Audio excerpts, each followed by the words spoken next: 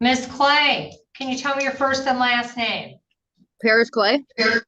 All right, we're setting a settlement conference with the complaining witness to appear. Your bond conditions continue, no contact with the complainant. Understood? Understood, ma'am.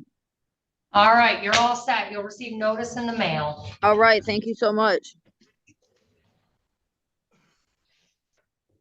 All right, this is 251445 SM, the People versus Jacob Garland. Good morning, Your Honor. James Gazicki on behalf of Mr. Garland. This matter was set for a settlement conference. Victim failed to appear. Prosecutor agreed to a dismissal, Your Honor. Sir, tell me your first and last name. James Garland.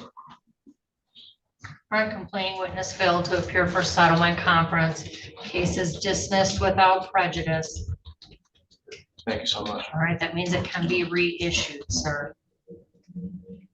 Okay, Okay. all right, you're all set. Eric Rich. This is 243089 SD, the People versus Eric Rich. Good morning, Your Honor. James Gazicki on behalf of Mr. Rich is here for sentencing. A couple of changes, minor changes on the sentence, pre-sentence report. His age is 37 and he's single. Also, I'm asking the court just take notice that he lives in Gaylord. Over there, they don't have a community service program. They do have a work program. So that could be changed to a work program instead of community service. And as far as testing goes, Your Honor, he's been testing since January. And it costs him $35 a time doing it. So asking the court, there can be some sort of leniency on future testing. Either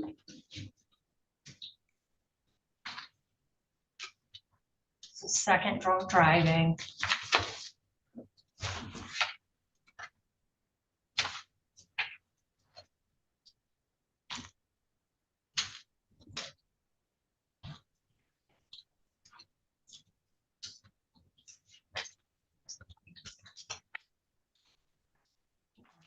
Draw was 0.36. 0.36. No. Oh, wow. Did you learn anything? If you didn't the first time? Yes.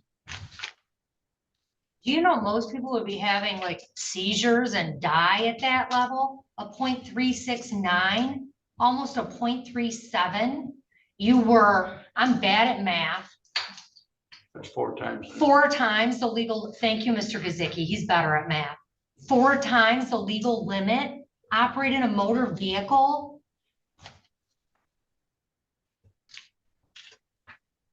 Sir, that's alarming. You have a fine of 300, court cost of 300, state cost of 50, and a crime victim's rights fee of 75, probation oversight fees of 450. You have an assessment fee of 100. You have a community service fee of $10 per day for a total of $50. You have a total due of $1,325. You can have a payment plan over the course of your probation. You're serving 12 months probation. Under Michigan law, you'd be eligible for termination at the halfway point if you complied with all the terms of probation. You'll do 40 hours of community service in the city of Taylor or as directed by probation. And I did write or work program. And provide proof. You'll abstain from the use or possession of alcohol and controlled substances unless prescribed by a physician with documentation required, and that's for the term of your probation. You'll have random drug and alcohol testing is deemed necessary. That testing will be at your expense. You're to stay out of establishments that sell and serve alcohol, no bars, no liquor stores. You'll attend the victims impact panel as directed by probation and provide proof of completion.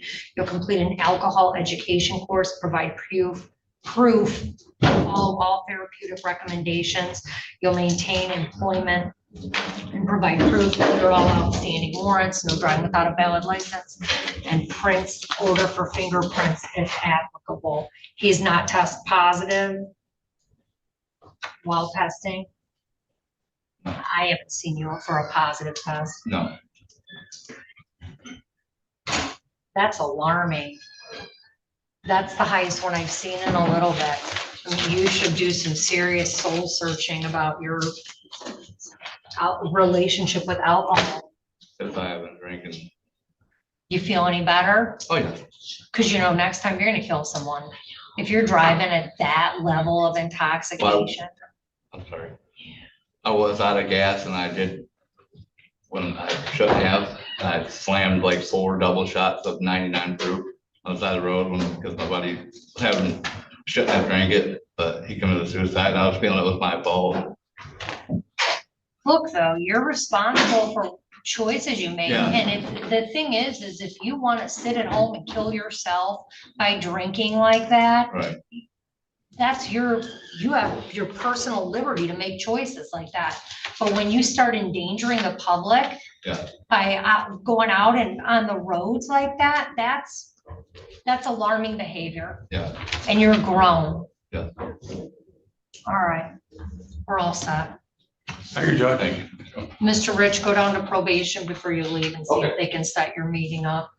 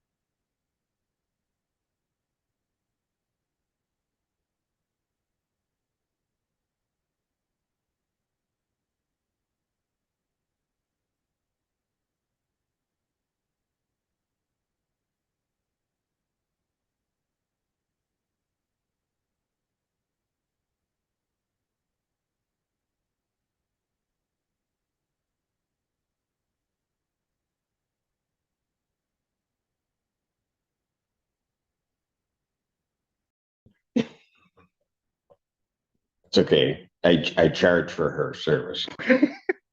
We'll send you the bill, Mr. Okay.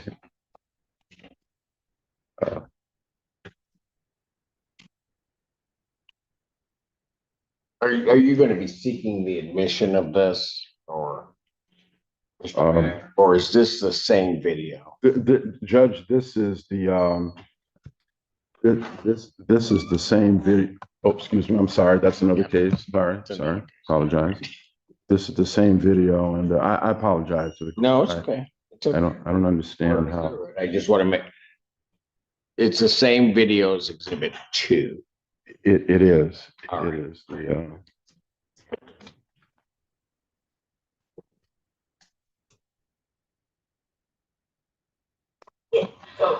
No, you're touching my clothes now. That's not okay.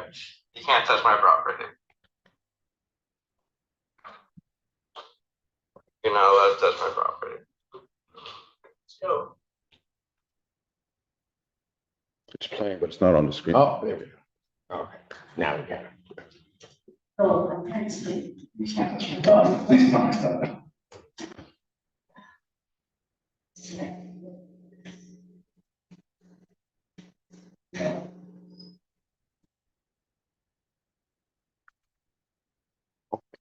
So I'm going to stop the video right there. Is that your voice on the video? And isn't it true that that is your phone that you're making the video with? Is that true? Yes. Now, the state had previously admitted People's Exhibit 1. We have the exact same lease. I can ask for it to be marked, Your Honor, if it's Is necessary. it the exact same? You're Exactly. gonna question him on this? Yes. Okay, I'll just hand that back to So, you, sir. I don't know if the necessity of me admitting this, unless the court feels I need to. It's the same exhibit. Same, no, that's fine. If you're gonna, you can question him on Exhibit 1 then. Okay. Now, that is your signature at the bottom, correct, sir? Yes. Now, and look, in terms of house rules, doesn't it say must maintain quiet hours after 9 p.m.? And when you say that some laundry was in the laundry room 9 or 10, you didn't call the police till well after 12 midnight the next day, sir. Objection is to form. Yes. Is that a question? Well, isn't it true you didn't call the police till well after midnight? Not sure what exact time I called. I don't know what time this was called. Well, do you remember talking to the police outside on the front porch that morning, sir? I remember. Okay. So is it your statement to this court that you don't know if it was well after midnight when you called the police? The police were probably called to late tonight. Hopefully that. Okay, I'm not talking about late in the night, I'm talking about after midnight. Yes, they were called late tonight, so I guess I would call after 9 p.m. quiet hours. Okay, so when you tell the judge that 9 or 10, some vague time reference there, clothes were in there, this incident didn't happen at 9 or 10. This incident happened after midnight. Check the police logs and check when the police were called and just after that time. Okay. So now, isn't it true that where the laundry room is, which is where this video was taken, correct? Okay. Yes. The answer, yes. Sorry. Isn't it true there are at least 4 rooms right on that same floor where this laundry room is? Yes. There's your room. Yes. There was a room where the defendant was staying at, correct? Okay. There was a room where John was staying at, correct? And there's a room where Paul was staying at, correct? Yeah. Okay. And isn't it true that that laundry room there is within no more than 15 feet of any one of those rooms? Yeah. Okay, so they're right on the same floor in close proximity to each other, correct? Yes. And there is in fact a door on that laundry room, correct? Yeah. All right. So now, when you were in that laundry room, do you remember telling the police you could have gone to an all-night laundry, but you were fearful of doing so because they go through your stuff when you leave? I remember telling the police that. Right. Yes. Okay. So you knew you had an option, didn't you, sir? You knew you had an option to go to an all-night laundry instead of being in that laundry room after midnight. You knew that, didn't you? I don't see how this pertains. Oh, okay. Well, we have a very competent prosecuting attorney that can make those objections, but your job is to answer my questions. Got it? Yes, but Okay, no, sir. I asked you a yes or no question with a yes or no answer. You knew you had an option rather than excuse, sir. You had an option. no, You could, can I finish my question? sure, I can You, answer. you had an, can I finish my question? Did he answer the question? He asked if I had an option. I said no. Sir, I don't have a. sir, Me? yes. Okay, You will wait for Mr. Mack to finish his question and then answer. okay. Go ahead, Mr. Mack. You knew, as reflected by what you just stated, that you mentioned to the police, that you could have gone to an all-night laundry, but chose not to because according to you, when you leave, they go through your stuff. Is that correct? Yes, Okay.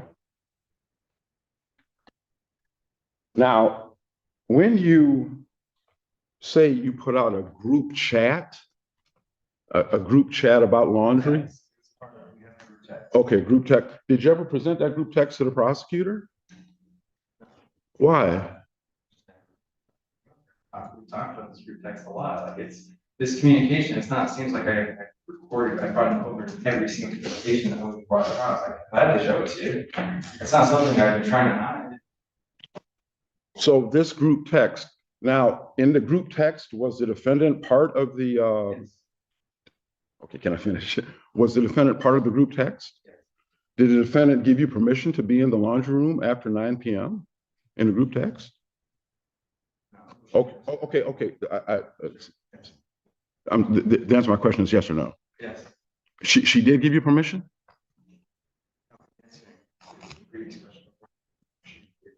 Permission not, it was, there was never permission not being people. Well, you say there was never permission to not be in there either, but there was a lease that said quiet hours after 9 p.m. Okay, correct, sir? Now, in terms of you being in the laundry room, even though you knew you had options, you went to that laundry room armed with mace, did you not? Yes, Okay, so you went to a laundry room when you knew you had options, armed with mace, correct? yes, At any point in time, did the defendant ever assault you or threaten you with mace? no, So when the video is playing and the clothes are being taken out, the whole nub of this entire situation is she wanted to turn the light switch off for you to be out of a place you had no right to be in the first place. And you want to keep the light switch on. Isn't that just the whole sum of this whole thing? Object, this is speculation. Well, I'll sustain that. You'll need to And raise your compound. question. when you were, let's just say, finger tussling with the defendant, what was your goal, sir? it's safe. When you were finger tussling over a light switch to feel safe? To maintain my vision, yes. Okay, so to maintain, so your goal wasn't to keep the light on? Keep the light on to maintain vision. Okay. So, but as the means of maintaining the vision, you wanted the light switch kept on, correct? Okay. So isn't it true that when she had turned the light switch on, you turned it off, you turned it back on? I know you got to say yes. I know it's cumbersome, but you got to answer. Correct? Yes.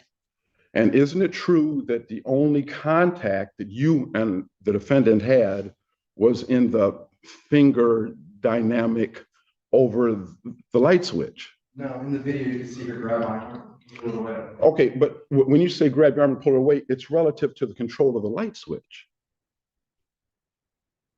It's more than finger tussling. She puts her hand on my arm. Yes. That's an increased aggression. Okay. Well, okay. Like I said, that's why we have a judge. He will decide that. So, You're deciding right now.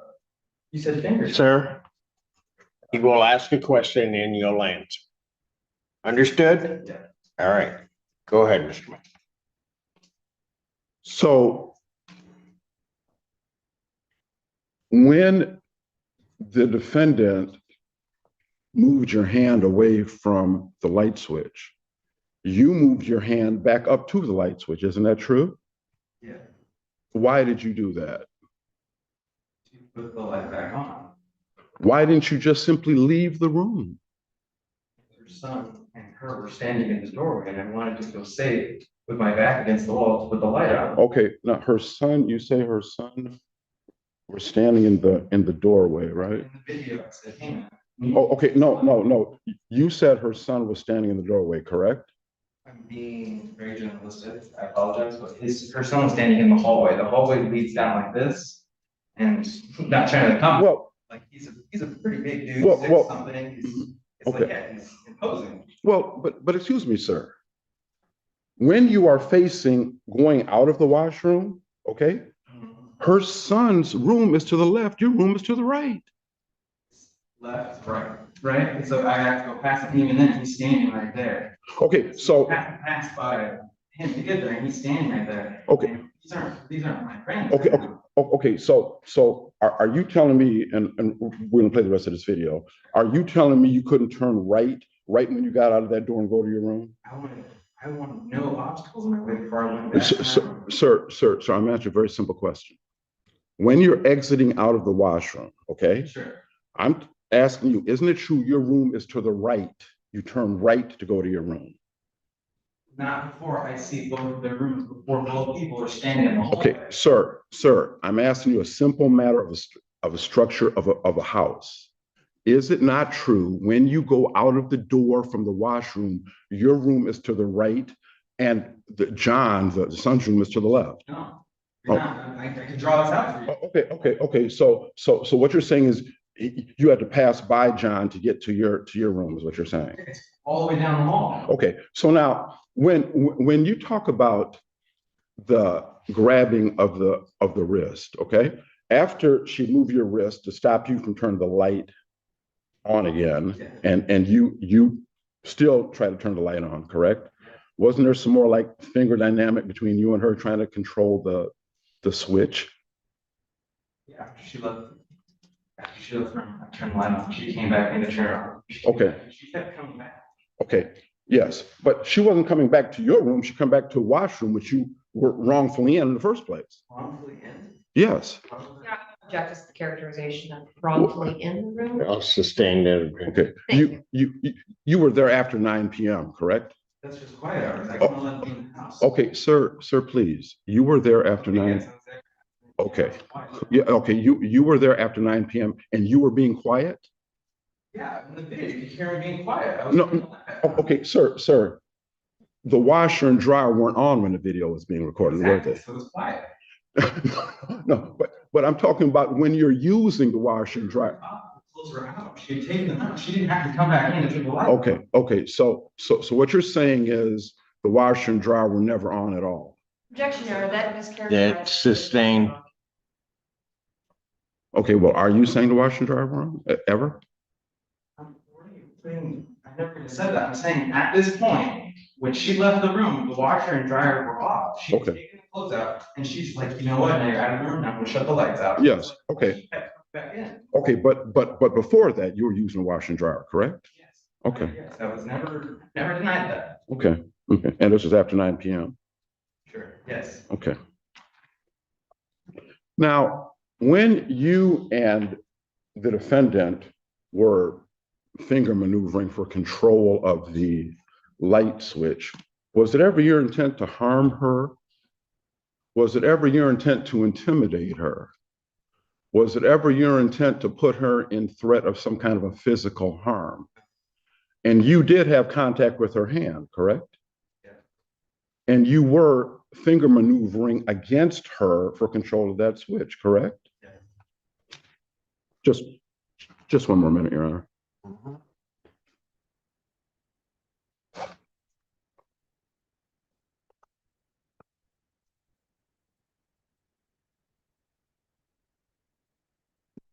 Just one minute.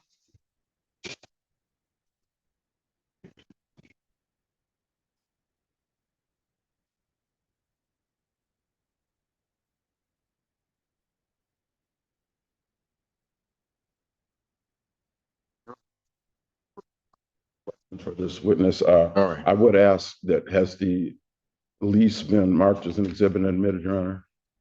Exhibit 1 is the Yeah. second lease. Yes. That's been marked and admitted. And I don't know if there was a formal motion to admit exhibit 2. If there wasn't, I intended to, Your Honor, it would be an oversight on my part. I don't think there's any objection from defense counsel, so exhibit 2 should Any also. objection or? No, no. Okay, exhibit 2 is admitted. Thank you, Your Honor. Thank you, Judge. I said, Your Honor, I have no Further question. All right. further questions. Any redirect? No, Your Honor. All right, very good. Sir, you may step back. Well, I do have one clarification. Sir, the clothes that were taken out of the dryer, which I guess would have been machined to the right, that was the dryer?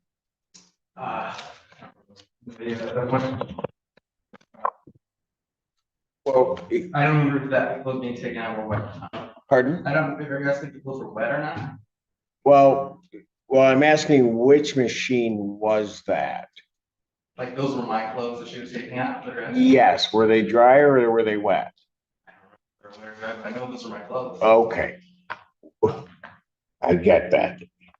The question becomes, where, was that the dryer they were being taken out of or the washer? I remember they weren't done. So I remember Sir. they're still wet. That's what I remember. Okay. You recall the video, correct? Yeah, Okay, in looking at the video, there, if you come in the door, there's a machine that's to the left and a machine to the right. Is that a yes? yes, She is taking clothes out of the machine to the right. Is that correct? yes. Okay. My question to you is that the washer or is that the dryer? Just when based off of working with washers and dryers, I assume that would be the dryer, but I don't remember exactly. So I feel like washers are usually, but Well, I don't, I don't remember, I'm sorry. okay, all right. Okay, Maybe no follow-up based on the court's questioning. any follow-up based upon my, No, Your Honor. you may step back. Your Honor, may this witness be excused? Any objection? No objection, Your Honor. All right, this witness is excused. Mr. Loscano, could you hand that back to the court? Exhibit 1, please. Oh, I'm sorry. I apologize. All right, you may step down. The people rest, Your Honor. All right, very good. For the defense. Yes. Your Honor, first of all, I'd like to make a motion for a directed verdict in this matter. I would like to make a motion for a directed verdict. This court knows better than anyone else in the courtroom what the Michigan criminal jury instructions are, which obviously apply to a trier of fact, which is, in this case, Your Honor. There is absolutely nothing here to show anything other than people finger tussling on the control of a light switch. There is no indication here of the defendant trying to harm or threaten. There's no evidence here that she said, look, if you don't leave this room right away, I'm going to kick your blank, blank, blank. There's no bald fist. There's no punch. There's no kick.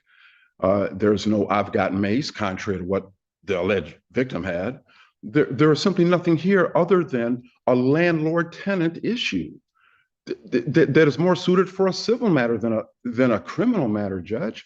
And so even if looking at in the light most favorable to the state, I just don't see how any kind of intent can be induced from two people in a matter of 15 seconds trying to fiddle over a light switch. So that's my first statement, and depending on what the court says, I'll be making an opening statement. Response. Your Honor, I do believe that at this point, viewing all the evidence submitted in light most favorable to the people, a reasonable fact finder could conclude that the initial aggressor in the touching was the defendant. And I'll also further state that the defense counsel said there were no evidence of threats. The threat of you're out on the 22nd could be characterized as a threat. That statement about attempting to tell somebody that they can't leave, to leave their house when they're a tenant, that could be characterized as a threat. I'm not saying it is, but I do believe that there's enough evidence here for us to continue going, let the court be the finder of fact in this matter. Anything else regarding your motion, sir? No, Your Honor. All right.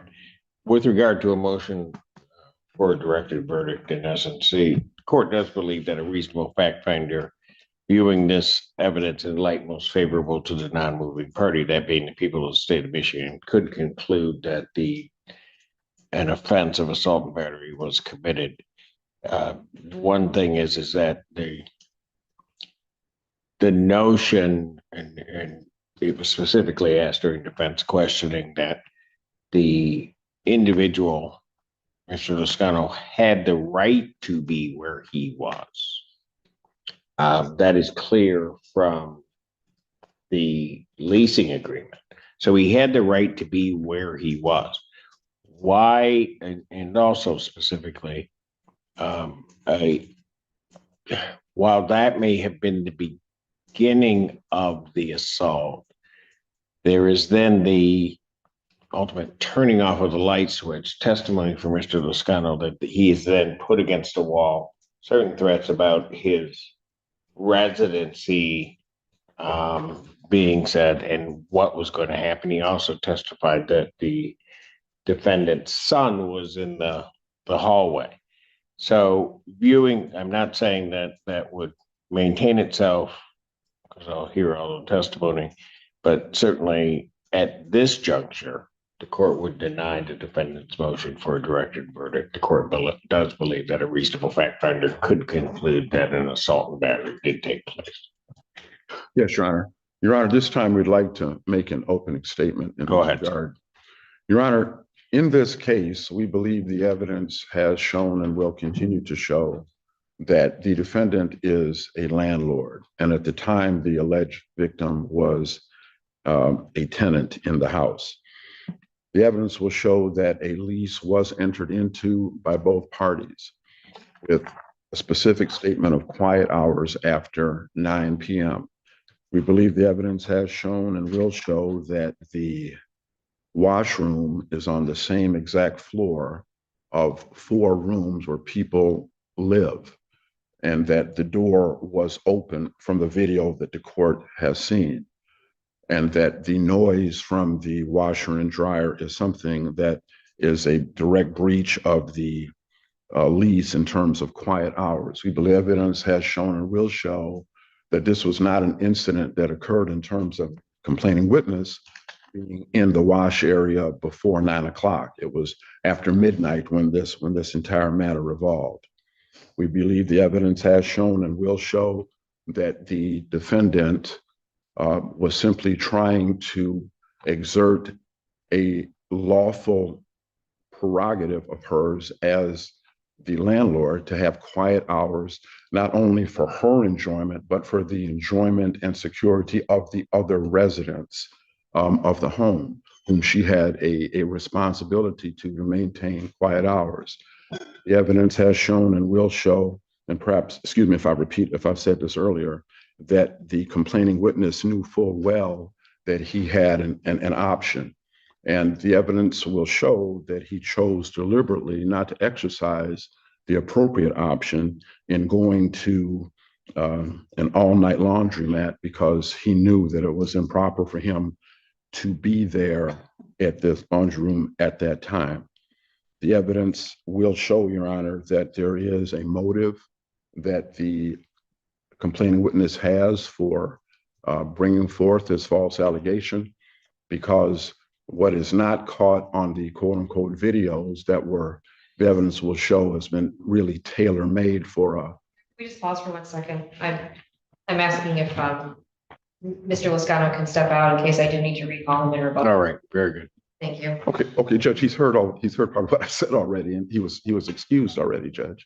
Well, he was excused, but I think during your opening, there may have been something that raised, so Yes. he's now been sequestered. Thank you, Your Honor. We'll deal with it. All right. That the evidence, we believe, Your Honor, will show that Mr. Loscano has a motive for bringing forth this false allegation. In his carefully edited videos, there is no video of him touching my client's breasts beforehand. I submit that the evidence will show that that in fact did happen, despite the defendant's, Mr. Lascano's denial. The defendant will testify herself as to the circumstances in the home and what her intent was. So, Your Honor, she will also testify as to contacting the Pittsfield Township Police Department. She will also testify as to mentioning this to a very close friend of hers. So, unfortunately, Officer Olivia Boatwright is not with us, but she was not an officer that was involved in this specific incident, but was someone that the defendant spoke to tangentially afterwards. And in conclusion here, Your Honor, the evidence will show that at no time did the defendant intend any kind of harm, harassment, physical injury, what have you. And the evidence has shown and will show that in terms of any pushing, first of all, the son, John, is not charged with the crime. So, and in terms of some pushing, the evidence has shown that this complaining witness says he doesn't know who pushed him. So how that is proof beyond a reasonable doubt that the defendant pushed him is somewhat stymieing. So, Your Honor, this is what we feel the evidence will show. And at the end of the hearing, Your Honor, we believe there certainly is not enough evidence of proof beyond any reasonable doubt that the defendant is in fact guilty of this matter. And we are ready to call the defendant to the stand at this time. All right. Ma'am, please come forward and be sworn.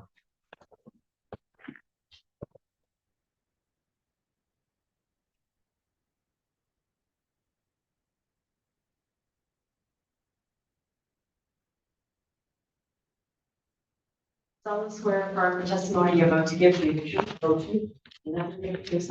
Yes. Have a seat and say and then spell your name. Speak up. My name is Anderson. All right. Go ahead, Counsel. All right. You may inquire. Ms. Anderson, you are the defendant in this matter, correct? Yes. Do you know a person with the last name, Mr. Lascano? Yes. And have you been sitting in the courtroom while he testified? Is he the individual that you entered into a lease agreement with in approximately August of 2024? The court has gotten its possession the lease agreement, and if the court maybe could let you look at that, appreciate it.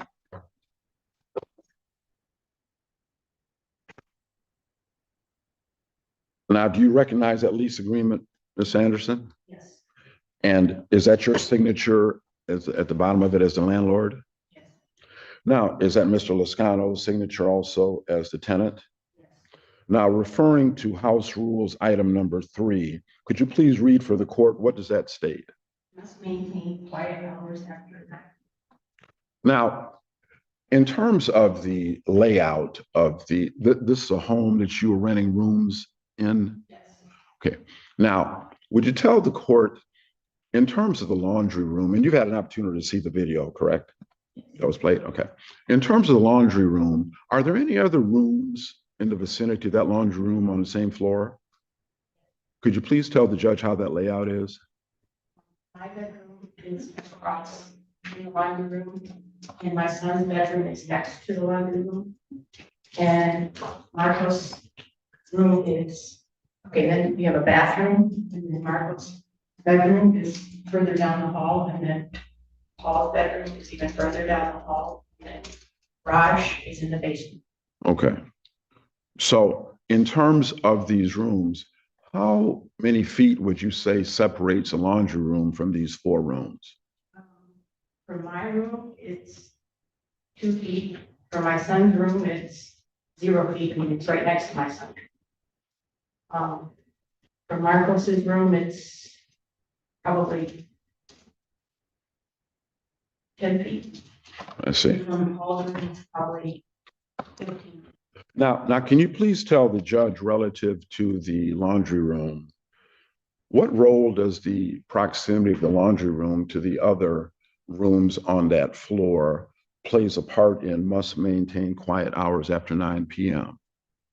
the laundry machine makes a lot of noise, both the washer and the dryer, and I told Marcos and everyone that the washing machines should be used after 9 o'clock because everyone is going to work, studying for interviews. My son is doing interviews for medicine.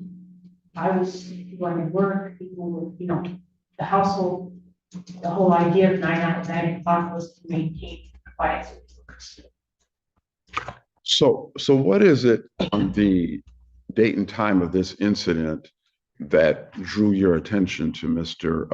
Lascano in the laundry room? I was sleeping. It seems like it was about midnight.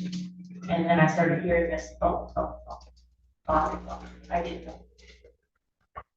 Okay, ma'am, you've got to talk up. Yeah. Maybe it's It me. was around midnight or after midnight when I heard the laundry machine running and it woke me up.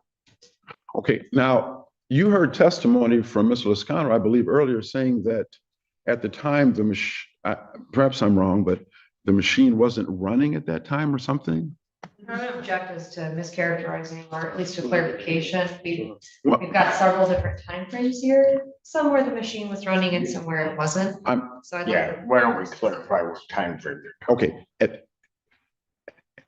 at the midnight hour when, okay, It heard the noise and it woke me up. okay. So was there anybody else in the washroom doing laundry other than Mr. Lascano when you were woke up? No. And this wasn't at 9 o'clock, this is this after midnight. Objection leading. Sustained. Now, the rooms that were there, the noise from the machine, was your testimony was loud enough to wake you up? Yes. Was anybody else awoken by the machine? Was anybody else want, sir? Awoken by the laundry machines? I don't know. So I woke up. Okay. Was there a person that was renting by the name of Paul? Yes. Okay. To best of your knowledge, was Paul woken up by the machine? I don't believe so. I don't know. He's 15 feet down, so I didn't see Paul. I don't know if he was woken up or not. Okay, okay. So now you've seen the video, and I'd like you to tell the judge, does that video capture everything that happened between you and Mr. Lascano that night? Could you please tell the judge what happened between you and Mr. Lascano before the incident with the light switch and the finger tussling, whatever light switch? I first turned the machine off and the light off, and I woke up, and I went back to bed, hoping it was the end. And then maybe 5 minutes later, I heard the machine again, the light was on, so I went out of my room, and when I was going into the room, Mr. Lascano grabbed me. When you say he grabbed you, what part of your body did he grab you on? He grabbed my arms.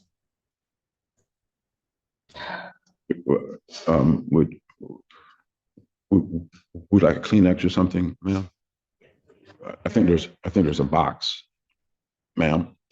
I think there's a box of Kleenexes there. Okay.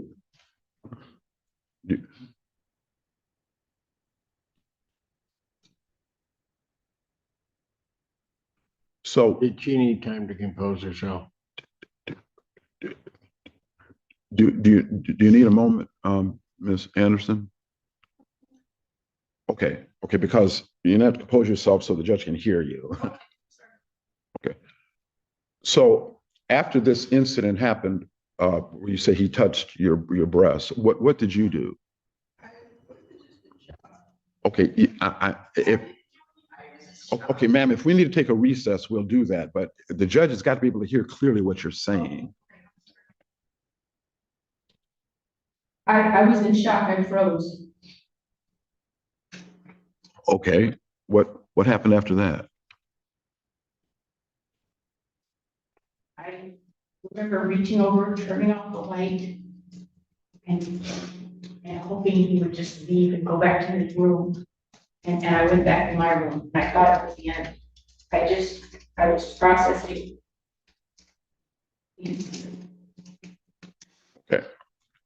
So did there ever come a time when you and he had some kind of a finger contact about the light switch? Yes, Okay, just, Yeah. that's a yes or no question, yes or no answer. Did there come a time when that happened? yes. Okay, could you please tell the judge the circumstances, what led to that happening? After several times, he would go in and start the laundry machine, turn the light on. It seems like there was a couple of times, I wasn't counting. I would go in and turn, so we'd be back and forth with the light switch, that's what I remember. I don't remember how many times I turned it off and he turned it on. I don't remember how many times that, but it just was constant back and forth, and I was hoping it would just end. Now, but was there a time when he was finger maneuvering with you for control of the switch? Yes, he was touching, I mean, I was turning it off and he was turning it on, and it was back and forth with us, and I don't remember how many times, but it seemed like it almost seemed like a game to him, and I was just wanting to go to sleep. Just end it. I didn't want to escalate. Okay, now, when you turn the light switch off, okay? All right? Okay, did his hand come in contact with your hand trying to turn the light switch on? Yes. Okay. So I want to be sure that this is clear. He touched, at some point in time, touched your hand trying to turn the light switch on. Did you consent and voluntarily say, please touch my hand to turn the light switch on? Okay. Was that touching of your hand to turn the light switch on, was that against your will? Okay. Was that without your consent? Okay. Now, you heard testimony where the complaining witness said someone pushed him, the light was out and somebody pushed him like maybe into a wall or something. Did you hear that testimony? Yes. Okay, at any time, did you push Mr. Lascano into a wall? No, sir. Okay. He's bigger than me. I don't know. Okay. Now, in terms of the touching of your breast, at some subsequent point in time, did you have an opportunity to report that to the police? Yeah, but Okay, ma'am, just yes or no? Okay. Do you remember the name of the police agency that you have reported that to? Ms. Boatwright, Okay, would that be the Pittsfield Township Police? yes. Okay, did you see Miss Officer Boatwright in person? Yes, sir. And did you report this incident to her? Yes, sir. Okay. Now, in terms of weaponry, at any time, did you have any mace on you, Miss Anderson? No, I don't have weapons in my house. Okay. At any time, did you threaten Mr. Lascano with any kind of a weapon? No, I don't have any. I don't believe in weapons. Okay, ma'am, okay. At any time, were you threatened by Mr. Lascano with mace? Yes, sir. Okay, could you please tell the judge what happened then? It's that once my son woke up from the back and forth, came out, then Mr. Lasano, he said, hey, I got mace, so back off. You know, it was, he said that, and I'm like, Okay, but you never had any mace? No. Okay. Now, after this incident happened with him touching your breast, do you know a person by the name of Ivory Clinton? yes, sir. And who is Ivory Clinton? He's my dear friend. I've known him for over 20 years, and he's like family. Okay. I don't have any parents. Okay. Did you report this incident in terms of the breast situation with Mr. Clinton? Yes, I told him. And I'm sorry, when? Yes, sir. Yes, sir. And when did you tell him that? The morning, or the next morning. Okay, and isn't it true Mr. Clinton was subpoenaed to be here this morning? He's outside. Okay, all right.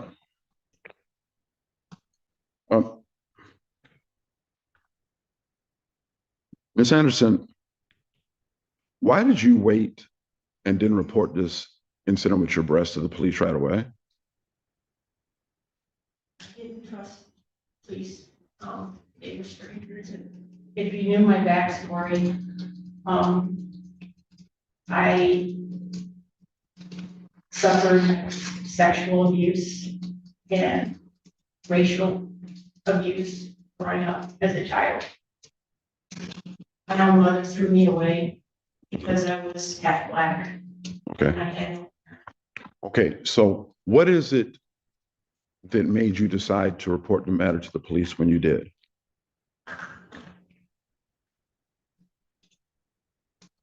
time to process it.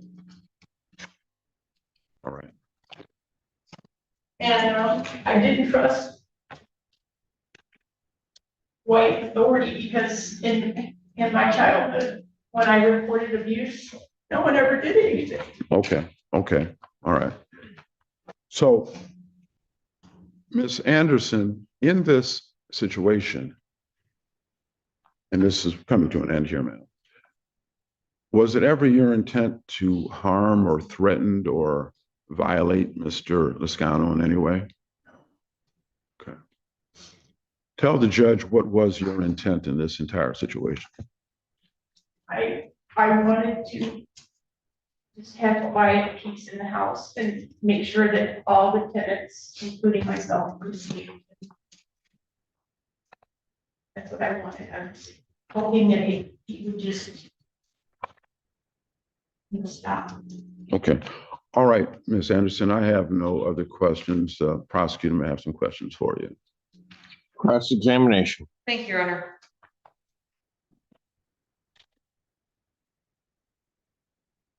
Ms. Anderson, what day did this happen?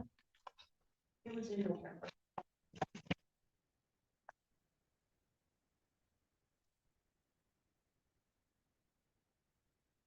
November 16th, sound right? Yeah.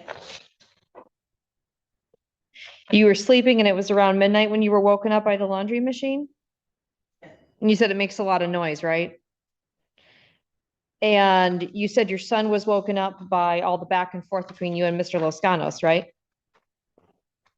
But Mr. Loscanos and you, when you were in having your back and forth in the laundry room, that was after the machines were shut off, right?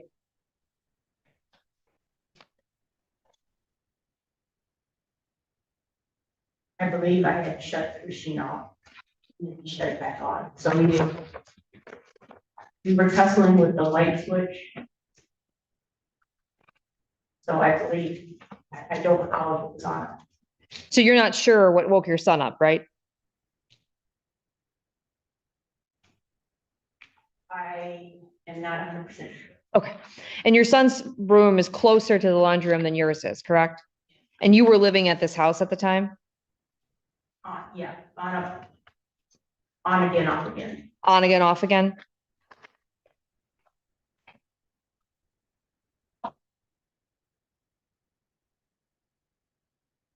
And you saw People's Exhibit 1, correct?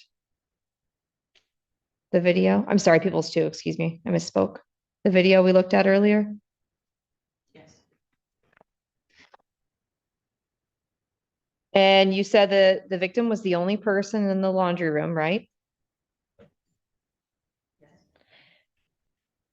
And you said that you turned off the machine and the light, and then the victim grabbed your breast. And- When I walked in, he caught me by surprise, and that's when he grabbed my breast, when I first walked in, because that was the second time I had walked in and shut it off when he wasn't there.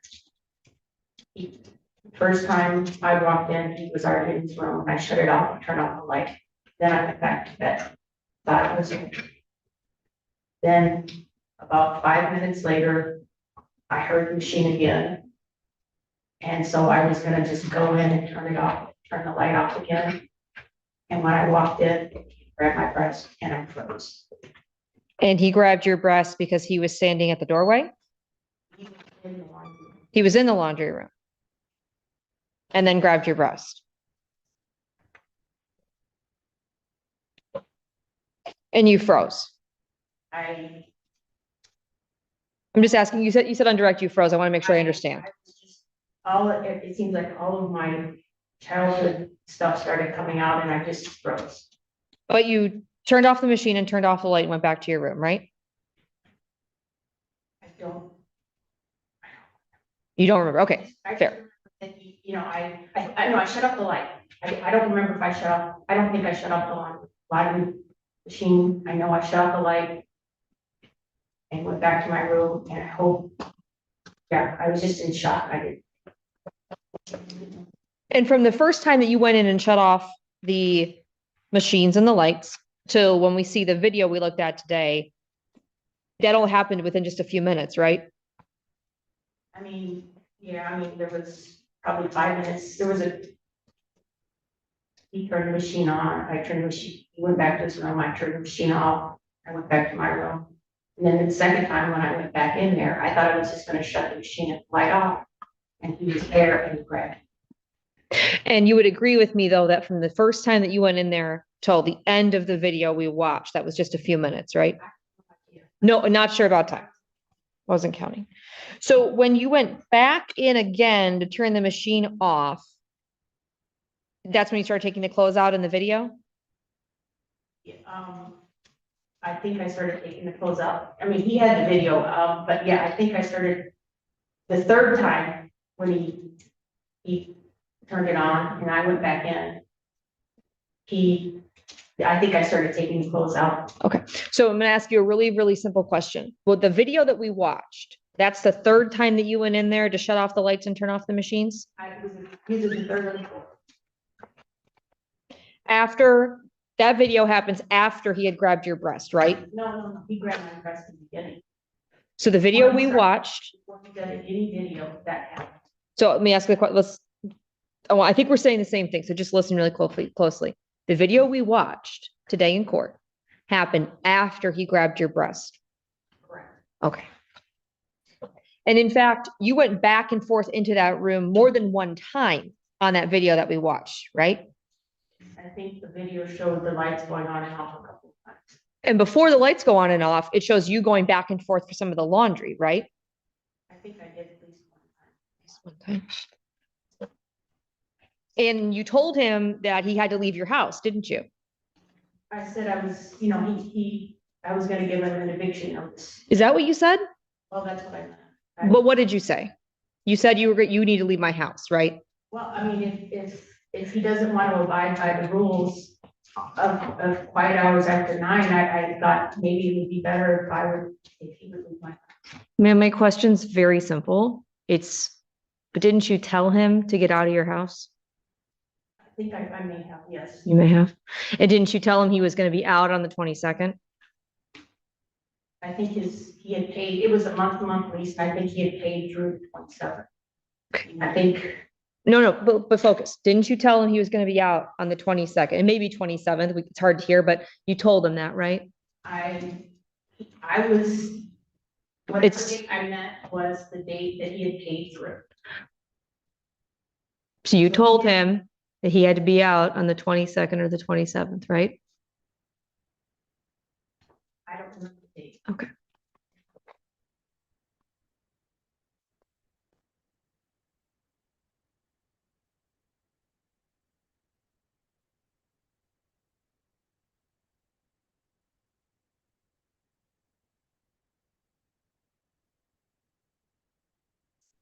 You would agree with me because it's captured on the video that the first time we see you turn the lights off in that video, Marcos's hand is nowhere near that switch, right?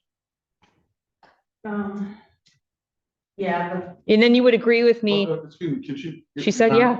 She answered the question. So go ahead, Ms. Blondie. And then you would agree that he turns the lights back on, right? I don't remember every single step. You're asking me to recall everything. I don't remember. I wasn't taking video. I just remember some key points. You've had a chance to review that video before today? Is that a yes? Yes. Sorry, same thing, like we just have to have the recording. But the video didn't capture everything. It didn't capture before and it didn't capture after. Which is the nature of all videos, right? Yeah, but it didn't capture him, me supposedly pushing him or anything like that. It just stopped. So ma'am, my question is, do you recall that he turns the light back on after you turn it off? Yes, And you turn it off again, yes. and he turned it on again? I'm trying, you're asking, I don't remember everything. Okay. You're asking me to say something, I don't remember everything. I remember we were going on and off and on and on. That's all I remember. And at some point, he had his hand on the light switch holding it on, right? Yeah, just like I had before that. And you pulled his fingers away to turn it off? Yes, but yes. And he had touched me before. Oh, ma'am, that wasn't, I didn't ask you any questions about that. My question was just about the light switch.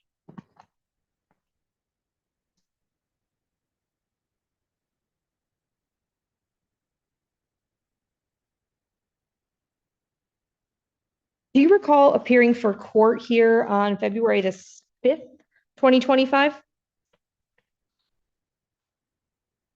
Yeah, And do you recall that's the date that this case got set for final settlement conference? Does that sound about right?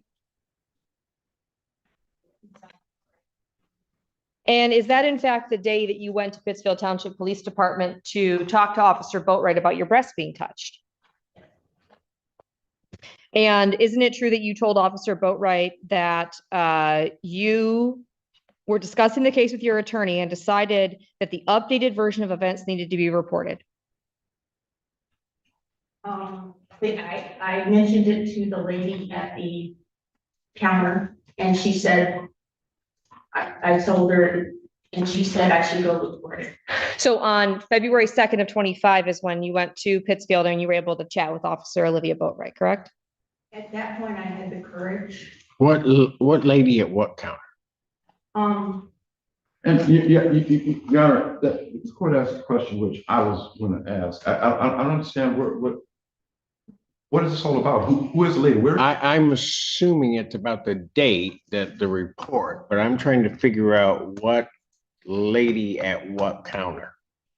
Here in the court, I was going there asking her why, how I could include some other information and because no one ever called me and she told me to go to the Pittsfield Township Police and report it there and It was one of the court clerks that told you that? yes, I was telling her that no one called me I said I had some more information. Okay, all right. She told me to go. You answered my question. Go ahead, Ms. Londa.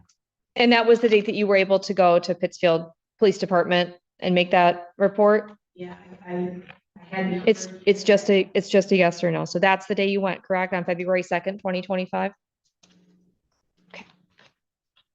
February 2nd or February 5th? I said this, I meant the 5th. I apologize, Your Honor. I misspoke. I read the 2. I meant February the 5th.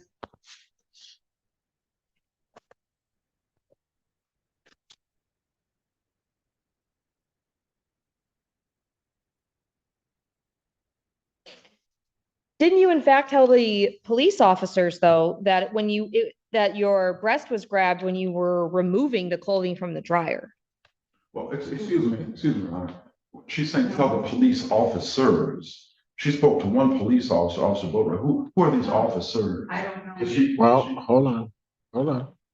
At what point are you talking about? I'll rephrase. All right. thank When you went to Pittsfield Township Police Department on February the 5th, and you spoke with Officer Boatwright, isn't it true you told her that this happened while you were removing the clothing from the dryer, this being the touching of your breast? No, That's not true. So if that's in a police report or if that's captured on Officer Boatwright's body camera, that's not true? yeah, I told her I walked in and she grabbed my dress. All right. So if we are able to get Officer Boatwright here or review her body camera and we find out that that was what you told her, that would not be true. I told her exactly what happened. So if it's different than what you're saying now, which one's true? Well, Your Honor, first of all, she's asking Let's speculative. cross-examination, Mr. Mack. I'm gonna let the questions go. Go ahead, Ms. Lundy. Please answer the question, ma'am. What do you want? My question was, if we review Officer Boatwright's body camera, or we have her testify, and she testifies or her body camera indicates that you told her that your breast was grabbed while you were removing the clothing, right? Would that be true? I did not tell her I was removing it. I told her we were arguing over the laundry machine. Okay, and if the body camera or the testimony from the officer indicates that you said it happened while you were removing the clothing, that would be different than what you said today, right? I did not tell her that, so she would be lying. She would be lying, Yes. and her body camera recording would be lying if it captures you saying that. I did not say, you're putting words in my mouth. I'm just asking a question. If those two things happen to be, okay. Ma'am, are you gonna answer the question, please? I told her, So if Officer Boatwright says something different, she's lying. yes. And- All right, well, not really, but okay, we have the answer. And if the body camera captures you saying that it happened while the clothes are being removed from the dryer, No, why are you, I didn't say that. All right. may I have a moment, Your Honor? Yeah.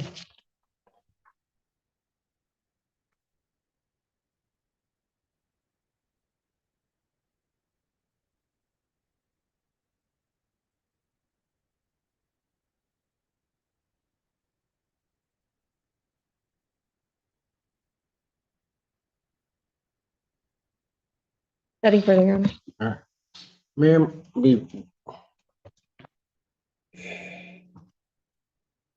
what were the hours that constituted the quiet hours? 9 PM, Until when? 9 AM, The agreement doesn't say that though, is that Well- right? waking hours. Well, ma'am, the agreement doesn't say that, correct? Correct. All right. Um.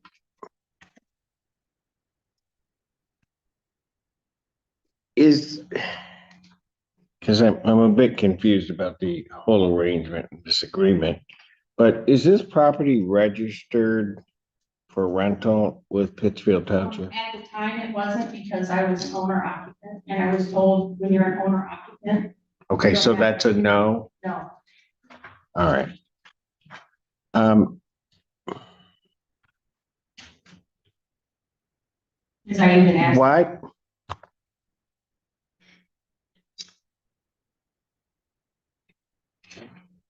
Why was it important to you that the light switch be turned off?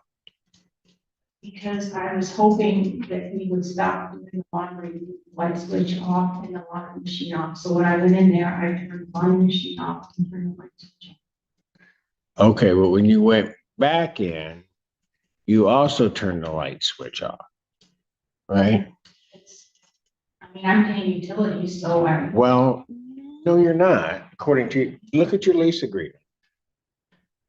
Doesn't his rent include utilities? yes. So he's paying utilities. Yeah, but part of the rules that I put on the refrigerator is everyone should try to conserve energy and keeping them. Ma'am, why were you turning off the light? Because it was midnight.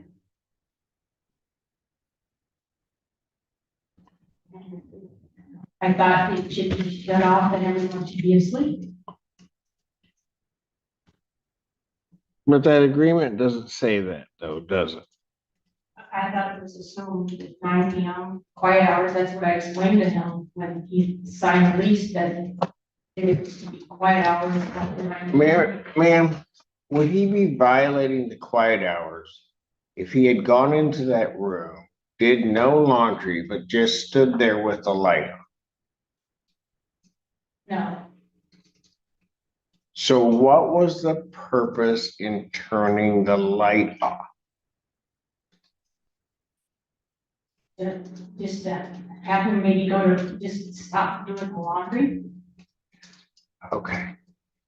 So at some point, and you saw the video, you're removing his clothing from the machines.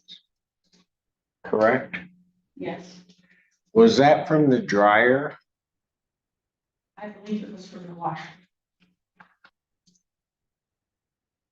So the clothes were wet? Yes. Where did you take those clothes? To the room.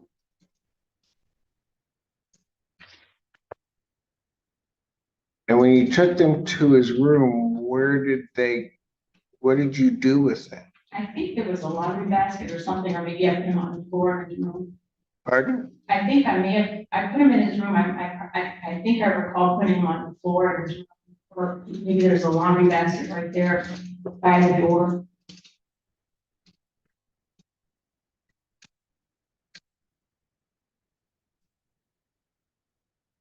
So you recall the clothes being wet and you put them on the floor?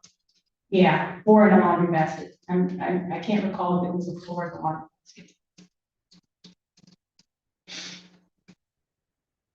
Okay. When you walk into that room, is the dryer to the left or to the right of the machines? Oh, you know what? Now that you're saying that, I actually pulled them out of the dryer because Is the dryer to the left or to the right when you walk in the room? when we walk in, the dryer's to the right, so I was pulling out of the dryer, washers to the left. Okay, So they were in the dryer and not quite dry. all right. So what was your purpose in removing the clothing from the dryer? To have him, observe quiet hours and just not do laundry at midnight. Okay, so let me ask you this. Once you had accomplished that, had you not then at that point restored, I guess, this quiet hours? He I kept this whole situation when the laundry was, I took the laundry out. Quiet hours were restored, but then when he would go back, if I went back in, it was because the laundry machine, maybe the washer was being used. I don't recall exact details, but it was just either one machine or the other was being used. I don't recall, but I just wanted to go to bed and have it in. And So are you claiming they were closing the washer now? I think there were. Then why didn't you remove those clothes? I don't know. I just was trying to get him to stop using the laundry. I wasn't taking notes. I wasn't. I'm not asking if you're taking notes. I'm saying, why didn't you? You're now saying that there were clothes in the washer. There were clothes in the washer and in the dryer. So if it were trying to get him to stop, why did you only remove the clothes from the dryer? The washing machine was, I believe it was off, and I was just trying to get him to stop. I wasn't thinking, oh, remove him from the washer and the dryer. Ma'am, I'm trying to figure out why you did what you did. I was just trying to get him to stop, sir. I was just trying to. And in doing that, I'm also trying to figure out why you removed the clothing from the dryer. Just trying to get him to stop, sir. Okay. So once though you had removed the clothing from the dryer, put them in his room, either in a basket or on the floor. At that point, there was no longer noise coming from that room, correct?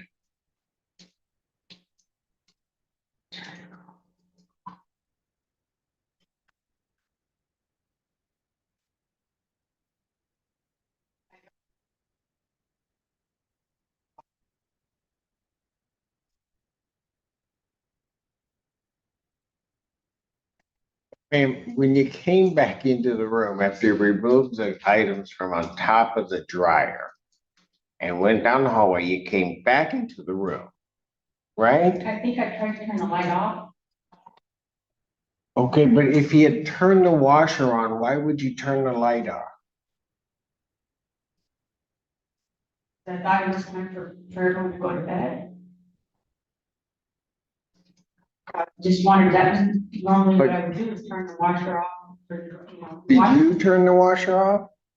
I believe, I don't want to misstate things, but I believe both the washer and dryer were on at some point, and I don't know what order I turned them off. Ma'am, at some point when you removed his clothing.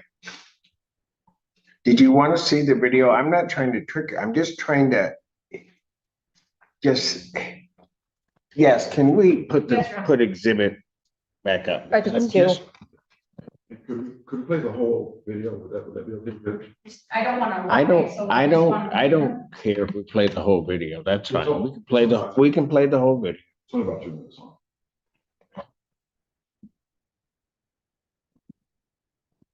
Judge, I have to interrupt. Can I just have a bathroom break just for a moment? Whenever it's appropriate. Okay, yes, just momentarily. I don't have many questions, but I'm just trying to figure something out here.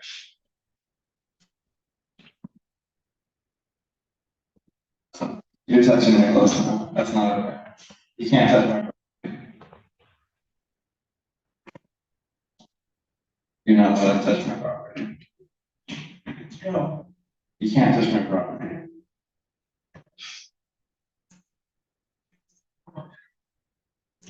Oh, I'm trying to sleep. You can't touch my property. Please tell me stop that.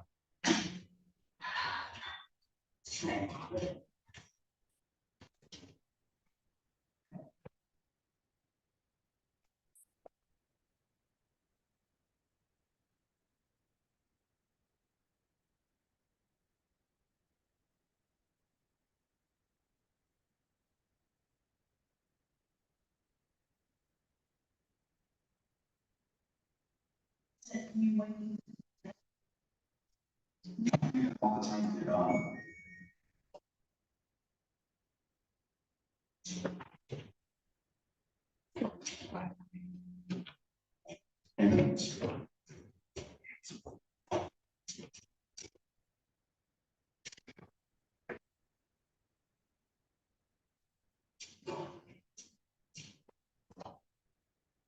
Those are my towels, the last set of towels. were mine. Okay. And Can you please not touch me? Can you please stop touching me? here the Can you water. please stop touching me? Okay, No, man. No, you can't do that. How can you do that? Have you sent me an eviction notice? You're out on one side. No, you can't do that. You know you can't do that. You have no legal right to do that. If you want to try doing that, let's go to court. Please stop touching me. Please stop, you're grabbing my hand. Okay, she's not grabbing me. Look, I'm gonna keep this light off, right? Okay, ma'am, you've seen that, you just saw the video. After you just now, not through a question, but you said the items that were on the top were your items. Yeah. Did you hear the little bell? Okay, ma'am, yes, I heard the little bell that told me that was the dryer. So, when you took the items that you now say are yours off and are leaving the room, at that point, the washer's not running, is it? No, but I thought I heard the bell. Well, ma'am, the washer's not running, right? And at the point at which the dryer door shuts, and that's when you hear the little bells, Right. and you grab the stuff ultimately off the top, the dryer's not running either, is it? Correct. Okay, so at that point, safely we can assume there's no noise coming from either of those machines. Correct. When you walk out of the room, then what is your purpose in turning out the light? I was just thinking that if I turned on the light, he would leave the room and go back to his bed. And not use the washer in the garden.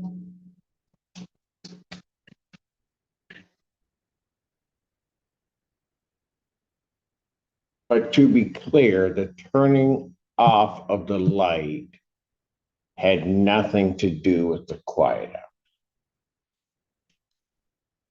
Is that correct? Well, in my opinion, it did. but, Why? I mean, I know you may, I just thought the lights out, you know, it's quiet hours. In fact, the light from the laundry room actually shows through my door. Yeah, but that's not a violation of anything, is it?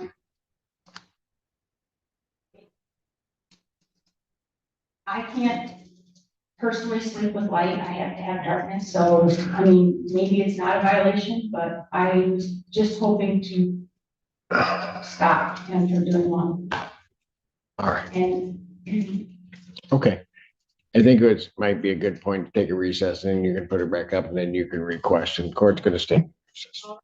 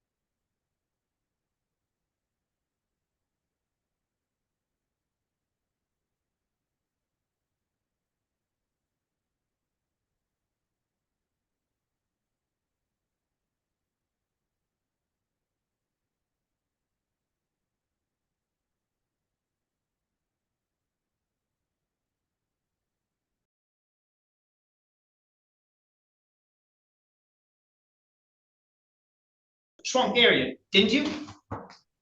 I began my search at behind the driver's side door, the Correct. second row of seating. I Right. observed the open console. That's where I recovered the firearm. I Okay, stopped my search there, process the firearm and make it safe. perfect. So you were familiar or are familiar with the fact that this vehicle has a driver's seat, correct? Correct. Okay, so if someone was seated within that driver's seat, it's fair to say they, while seated, they cannot reach over to where you found the firearm, correct? I could. You could. If you were in the driver's seat, you'd be able to reach that? Yes, ma'am. The third row, Can I I- could reach where the second row seat was down, where that firearm was. Okay, I have a question. So it's an SUV. The second row of seats, when you're saying the console, is there like a console in between the two seats in the second In row? the second row, yes. And when that was down, it had a portion like to the back row that was open. Okay, So like you have the first row, second row, there was a console in the middle that was down that then allowed you access into that rear portion of the vehicle. okay. And it was, and the firearm was like right next to where that console was, right behind. Okay, I just wanted to understand. Go ahead. thank you so much. So there's a console in the rear area, that's what you're saying, correct? Yes. So, and that console opens and closes, agreed? Yes, it could be a console or a seat. It was just a partition though that was folded down. Okay, so when it's folding down, does it fold down towards the front or does it fold down towards the back? It was folded towards the front. Folded towards the front, so that means it's a seat and not a console, correct? I don't manufacture cars. I don't know what the exact term would be. You have a car though, right? I have a truck. Okay, let me ask you this, when you open up a console, it opens up upwards, it doesn't open up the other way, correct? Meaning if the console is open up, the area that opens goes towards the back, correct? I'm gonna object to this because it could be different with each car. I would ask that you be specific to the certain vehicle, not just every car in general. So that's absolutely untrue. A console opens up only one way. It doesn't open up from the rear up. It opens up from the front to the back. Any console. Only a seat can fold forward. Right? You're saying it folds forward, correct? The object folded forward. Okay, so that is a seat, correct? I cannot speak to that. Okay, and however, this firearm was behind this particular seat or console or whatever it was, correct? Correct. Okay, and you would agree with me that the vehicle was damaged, or you're aware of the fact that the vehicle was involved in an accident, right? Yes. Okay, would you agree, this is not the first time you've investigated an accident, is it? Not my first time, no. Okay, you would agree with me that if there's an accident, or if a vehicle is going at a high rate of speed, that things can dishevel within a vehicle, correct? Correct. Okay, you have no testimony here today, nor is there anything that you reviewed to suggest that there was any furtive gestures or movements in this vehicle prior to your search, correct? Correct. Okay, let me ask you this, when you made this firearm safe, were you wearing gloves or anything else? Was wearing gloves. Okay, do you know if this firearm was sent for prints or anything along those lines? I do not know.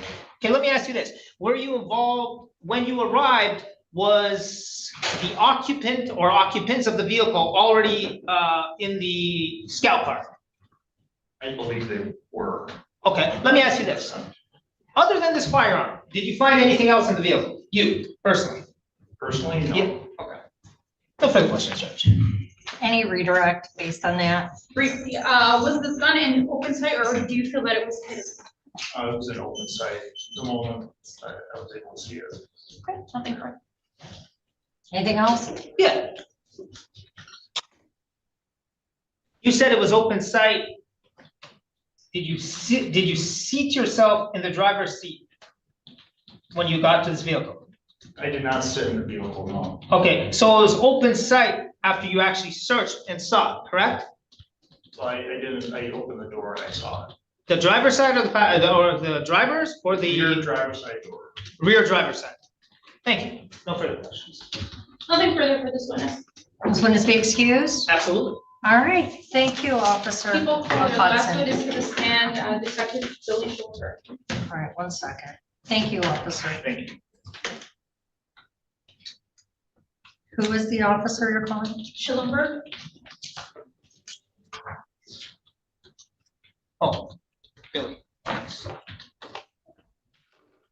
You call him Billy. Yeah.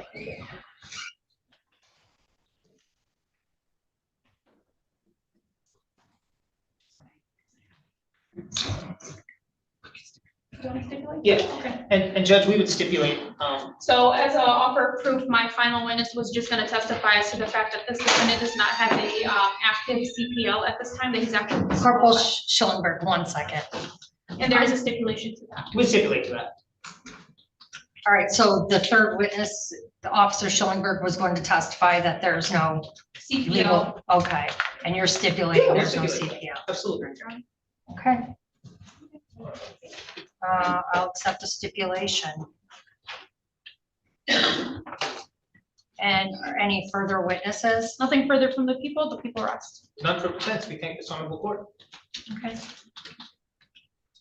Okay, at this time, Your Honor, the people ask for bind over as charged, starting with the fleeing and the looting. We heard testimony from Officer Lamar Frederick that while on patrol, he observed a vehicle run a red light, which is a ticketable offense, and therefore he initiated a traffic stop. At this point, the car did not stop. He had his lights on, his emergency siren on, and this car continued to drive, and it went up onto the freeway on I-94. Once it was there, he continued to follow this car. As it was driving off, it actually hit not one, but two vehicles, a Ford F-150 and then another vehicle, at which point, even though he was driving at 100 miles per hour himself, he still could not catch up to this vehicle. And at some point, after it hit the second car, this car slowed down. Once that Range Rover slowed down, he was able to make contact and make an arrest with the sole occupant and driver of that vehicle, the defendant. And those elements are firstly that a police officer was in uniform performing his lawful duties with any vehicle driven by the officer that's identified as a law enforcement vehicle. We heard testimony he was in a marked vehicle, had police emblems on it, sirens were working and they were activated, as well as his emergency lights. Second, the defendant was driving a motor vehicle. We heard testimony, this car never stopped anywhere. Didn't really go out of his sight. He kept following it, saw it hit two cars and then stop. When he made contact, sole occupant driver was taken, he stepped out of the vehicle and laid on his stomach as ordered. Thirdly, that the officer ordered the defendant to stop his vehicle. He did not heed to those instructions as we heard. Fourth, the defendant knew of the order. This is a car that's driving, going over 100 miles. It got off onto the freeway. This car officer continued to follow him. At no point did he stop. He just kept accelerating. And while doing so, I don't want to cut you off, but I want to get to counts 3, 4, 6, and 7. yeah, I didn't hear any evidence. Yeah, so Your Honor, at this time, I was gonna say that the people are gonna move to dismiss or not prosecute on those counts for the possession, as well as the 2 attached felony firearms, which would be 3, 4, 6, and 7. correct. So count 2 and 3 would be, 3 and 4 would be not only prosecuted for the interest of justice, as well as counts 6 and 7. Okay.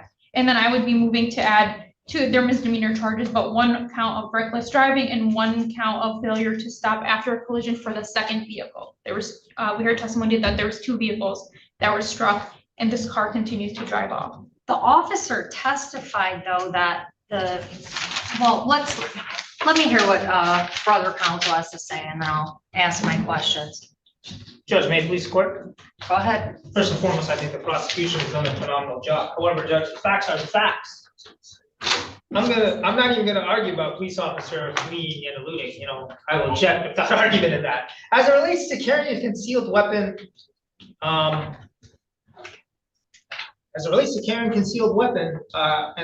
it's very simple, Judge. As it relates to this particular matter over here and the felony firearm associated with fleeing and eluding, we do know for sure that the vehicle is registered to Dwayne Williams. We do know for sure that ultimately this vehicle is traveling at a high rate of speed, which can cause things to be disheveled and moved and with whoever have you within a vehicle. Most importantly, we know this vehicle ultimately gets into an accident. There's a big puff of smoke, so we can, and based upon the testimony of fine Officer Frederick, if the vehicle is going at 100 miles per hour, hits another vehicle, it's fair to assume that things can shift around in the car. What is clear as day here is that there's no association with him and this firearm, none. No testimony about a holster, ammunition, furtive gestures, nothing. In actuality, what we have here is a guy seated in the driver's seat, and we find a firearm behind the center console and or a folded down seat in the third row, which would be the trunk area. That's what we know.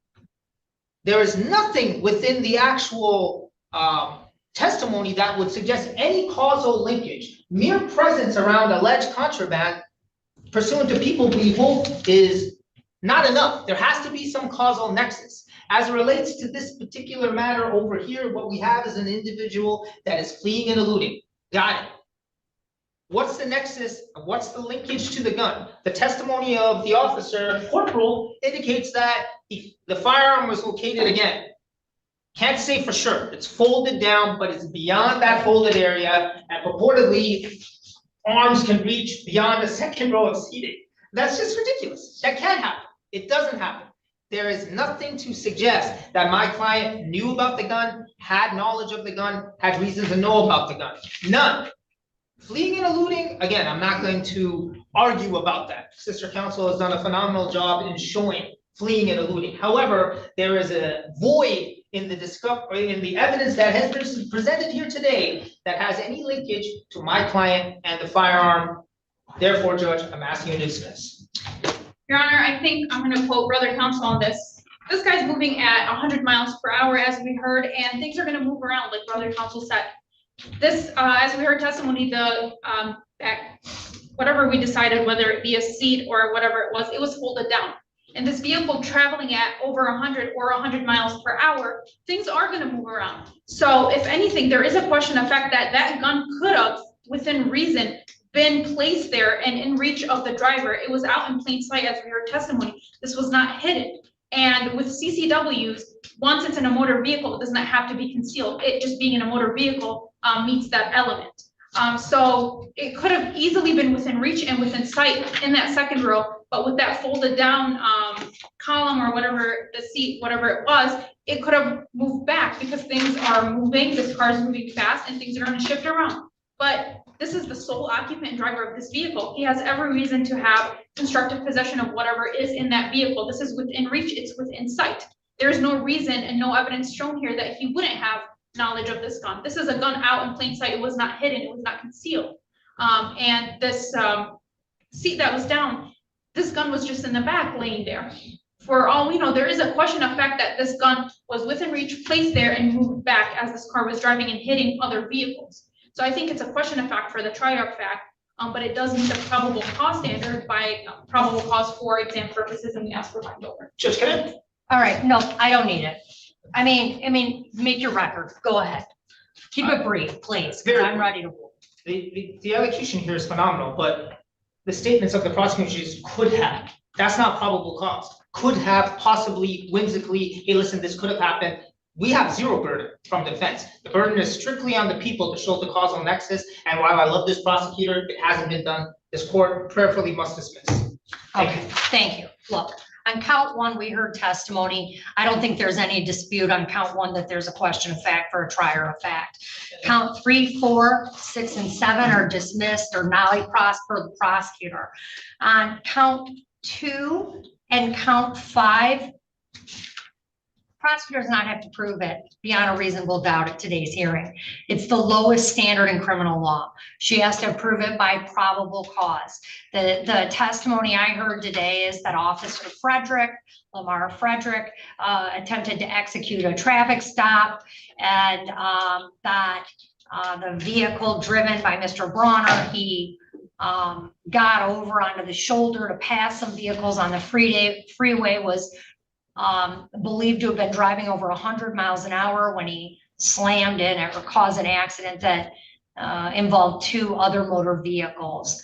After that, the officer testified the vehicle had stalled out and was rolling at that time, and then at that time he executed the arrest. There were no further issues, and we heard from 2 other officers. Or I'm sorry, one other officer, Officer Hudson. He indicated that Mr. Bronner was already detained at the time he arrived at scene to assist in an inventory search. The firearm was found in the back seat behind the second row. The seats in the back row were down, and it was just behind those seats. It was visible to him upon looking in. The weapon had 1 in the chamber and 6 in the firearm, it was an unregistered firearm, all of that's a testimony that came in today. It's the lowest standard in criminal law. He failed to stop. There was a concealed weapon in the vehicle. I've spent my time up here reviewing the jury instructions for purposes of probable cause. I think the people have met their burden on counts 2 and 5. With respect to count 8, well, it's a 90-day misdemeanor, so I guess that'll go downtown. I mean, but I would just indicate for the record, the officer testified the vehicle was just rolling after a stop. It wasn't that he didn't stop at the accident. The vehicle was disabled at that point. So, I mean, I think it's silly that the charge of failure to stop after a collision is charged, but I'll leave that for. Well, that's for the F-150. That was the first vehicle. And then I'm asking to add a count of reckless for the driving. No, I'm not adding any counts.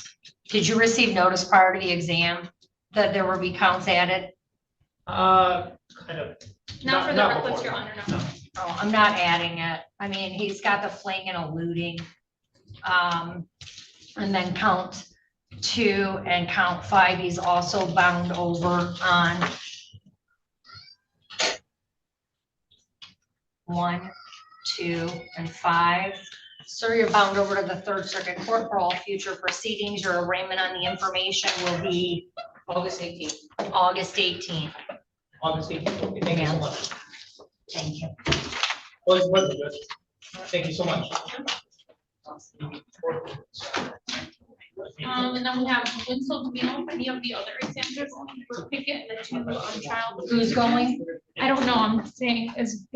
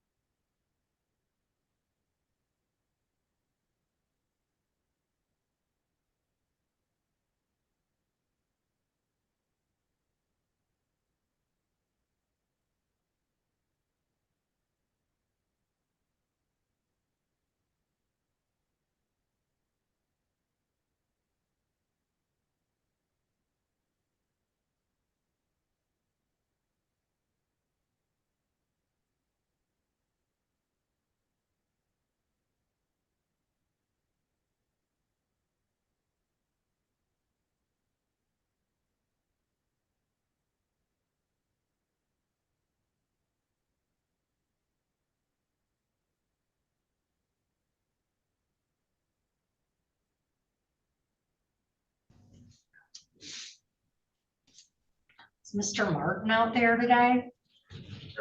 Yeah, did he show? He's in custody? Okay, I don't know if Mr. Because do we have a complainant here on that? Yep, his sister. Sister last is name- present? Yep. We better get going here because that's going to take some time, Mr. Martin. I mean, I have the afternoon docket too, so I can just we can keep going, but my staff needs a lunch. You guys need a lunch. So, and we've still got Winslow, Woodard, and Osorio going. Is anyone ready on, and Pickett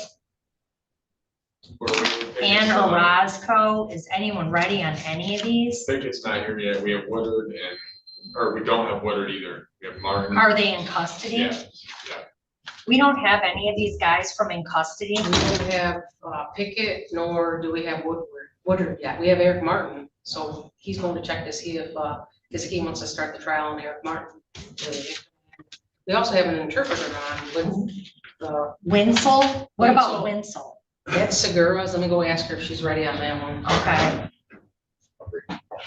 Mr. Gazicki, are you ready on Mr.? Yeah,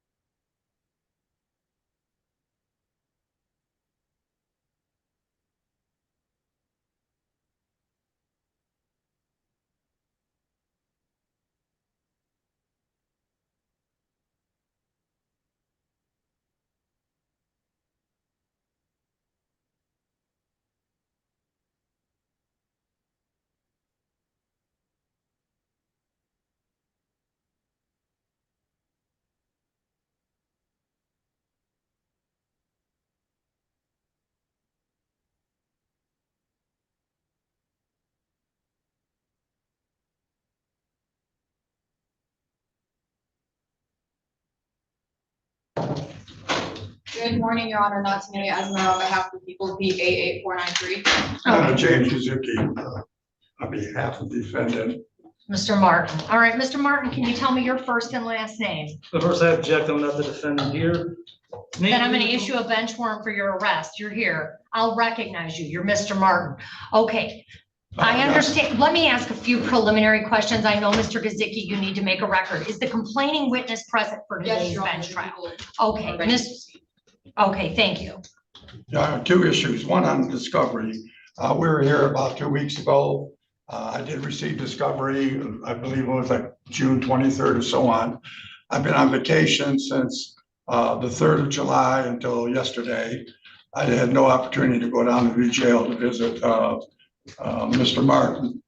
But with today, I handed him a redacted copy because according to the discovery procedures in Wayne County, the only files I can share with the defendant are redacted. As far as the video goes, I have no other means to, redact that to show that or to give him a copy. Today, I handed Mr. Martin a redacted copy of the police report that I did have. Okay. With that aside, Your Honor, I do want to make a motion to withdraw. I have had contact with Mr. Martin in the past and ended up with the same position I am right now. There is no communication between the two of us. There's, different thoughts on how to proceed and so on that I cannot adhere to.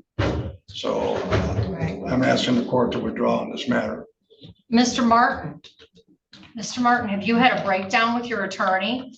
No, he's not doing his job, so like as he admitted, he hasn't brought me discovery, so I just told him I'll file a motion to dismiss the case, then based on the ineffective assistance of counsel. Okay, well, And you that's can't what he wrote. dismiss a case on that. I'm asking you a specific question as it relates to Mr. Gazicki. Do you want him removed from your case? As long as he's not gonna do nothing that's gonna jeopardize the case further, like try to delay, like he asked me, do you want to do adjournment? I said, no, I'm not doing no adjournment on the trial. I'm gonna just sit in jail while I'm waiting. So I don't consent to him doing nothing that's gonna jeopardize or violate my rights. But as long as he's doing, what he's supposed to besides it, I have no problem with it. Well, you understand, Mr. Martin, I've told you this previously. Attorneys it's against the court rules for them to file frivolous motions.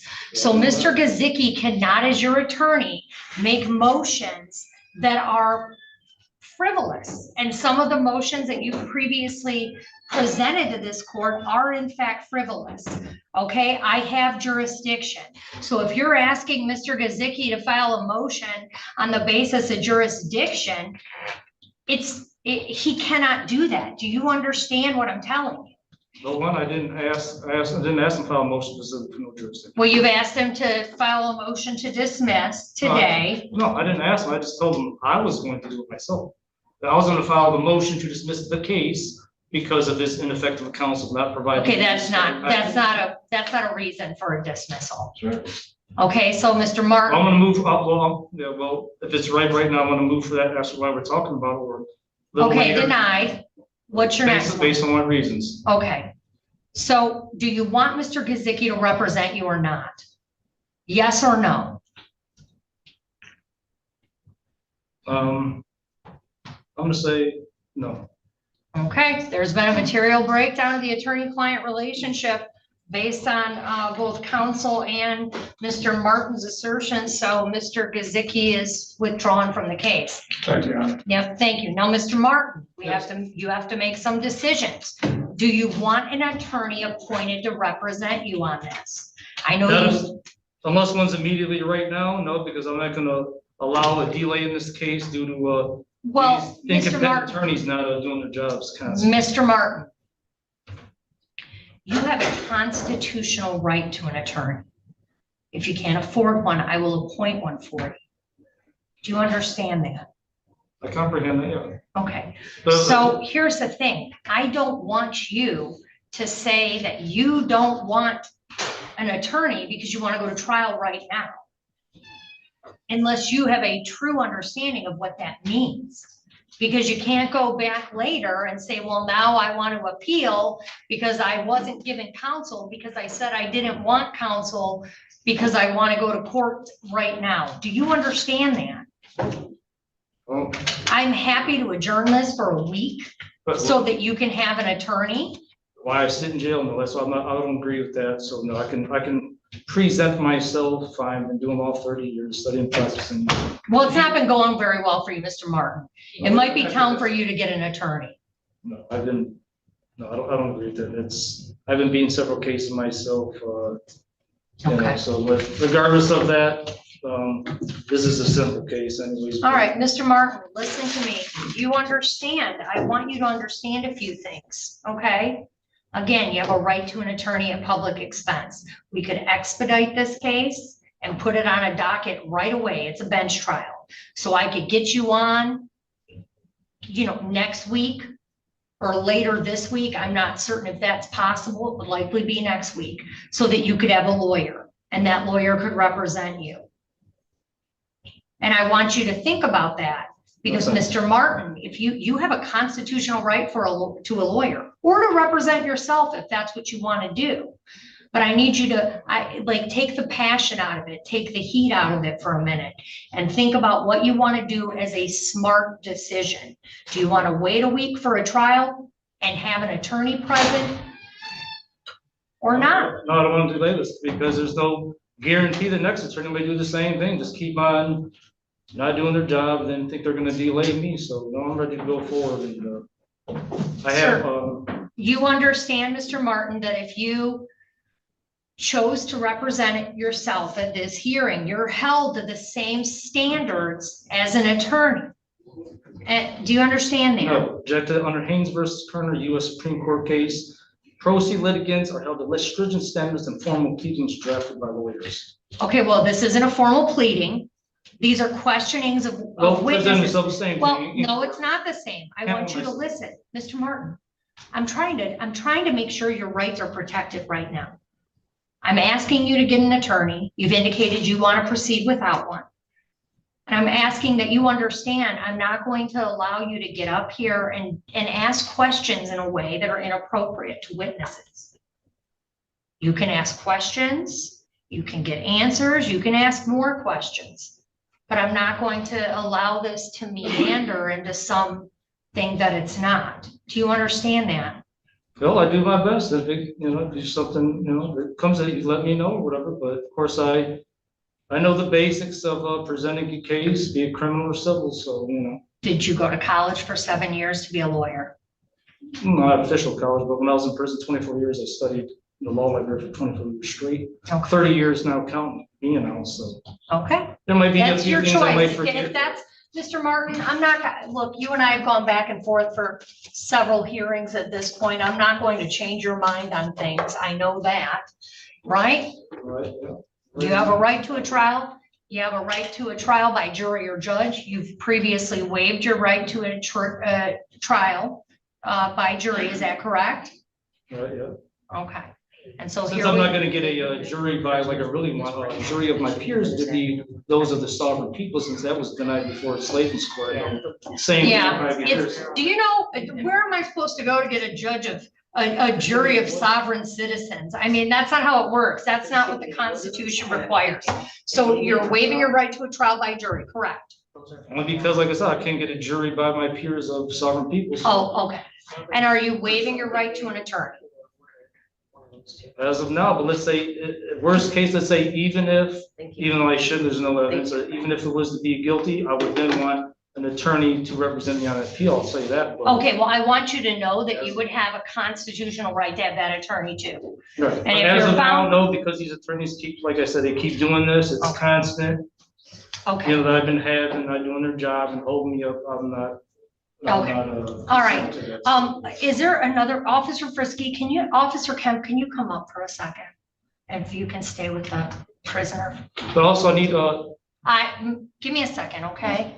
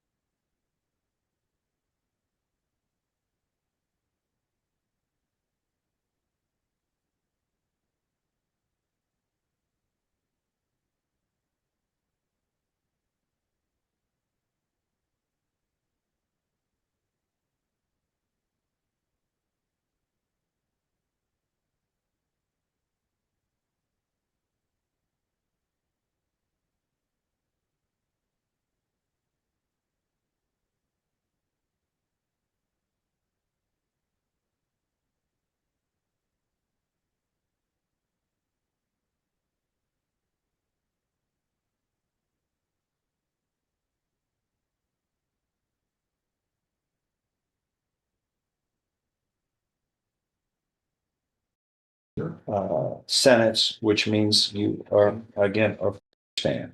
Yes.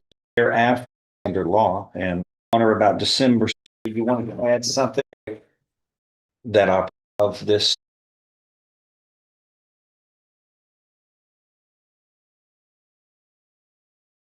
Purposes of the plan.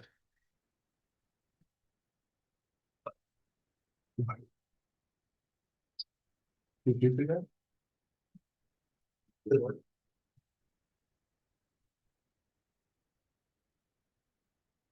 I'm gonna put these three right over here that aren't gonna be disposed of. I call 23 CL 420 and 421. The state of Texas versus John David Allen III. That's you. Yes, sir. Present with Mr. Reynolds, your attorney on the state's attorney.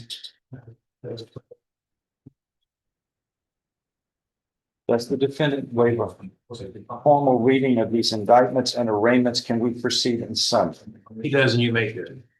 You want to add something? The state has filed a notice of intent to use prior convictions as enhancement in a separate document.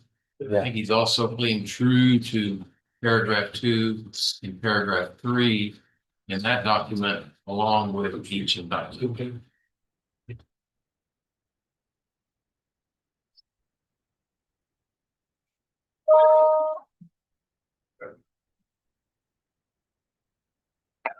Adequately prepare for this hearing? If I could get on a bond and go back home like I should, then. No, you're not allowed back home. I've already said that. Well, that's why then I'm not gonna allow that, no. All right, then that motion's denied. Well, let me mention this then, as far as US Supreme Court case law goes. If I remember right, Will versus Michigan State Police, I believe is one of the US Supreme Court cases that support person, does that mean one of the people, the sovereign people? So you might want to look in that, and I know there's another one that's a little more, I like better. I think it was US versus Williams. Mr. Martin, what's your point? My point is the same, as I just want to give reference to the laws that support it. That, you know, I'm going off the top of my head that, like I said, I don't have access to my notes at home, so wasn't able to, so. But I know it says it, because I read it myself, I copied out the law book, the same, someone told me. Okay. Might want to look into that one, but, all right, and, I think that's it for motions for now. That's to reserve my right for others that may come up, you know. Okay. Well, you've made your record of what your motions are. You have my rulings, and you of course will have the right to appeal anything if you need to do that. We're gonna take Mr. Martin's there just briefly. I'm gonna take a real quick break to handle another matter. Winsel, are we ready on Winsel? Grab a cigar, she's talking to Pickett right now. Okay.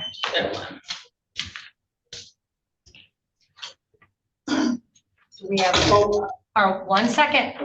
We're off the record on your case. Do you have a plea worked out on yours? Yes, Your Honor. Okay, I didn't want to approach when you were all right. doing your other case.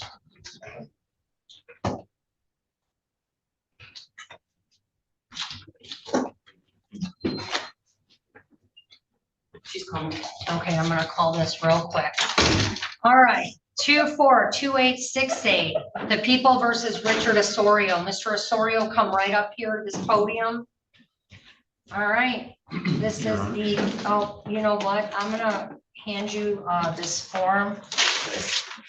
You can go over with your client, and I'll get right back to you, Mr. Colovis. If the two of you can have a seat while you're filling that out Absolutely. with him. Thank you. All right, come on up on Winsel.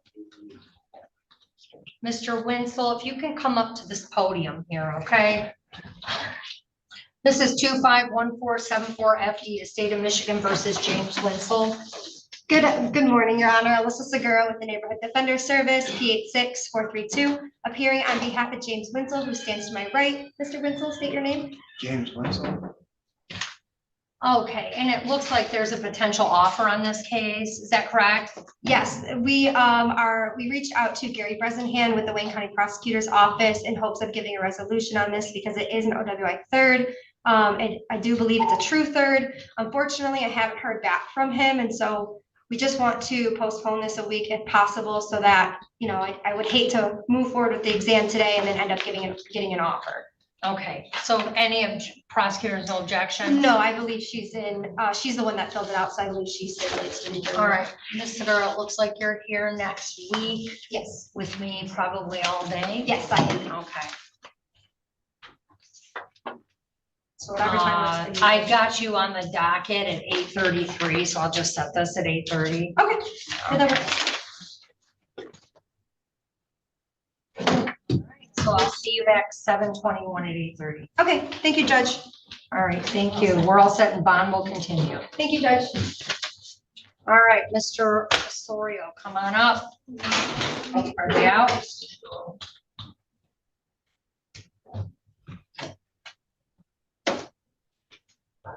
Yeah. So Osorio on the docket.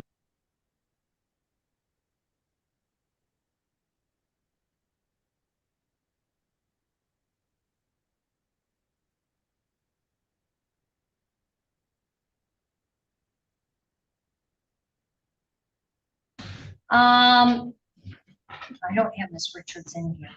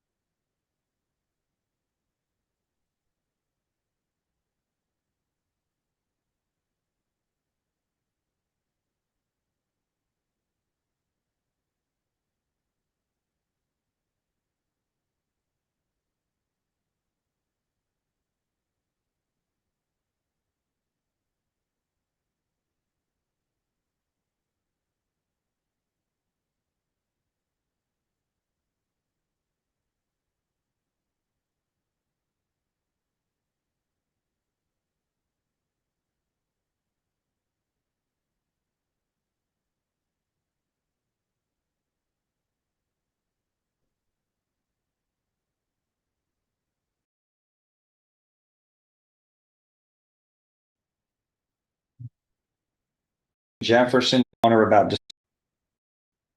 It's not.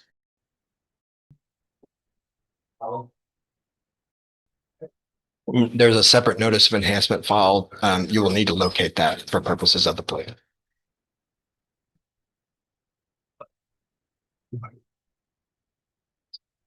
Did you do that?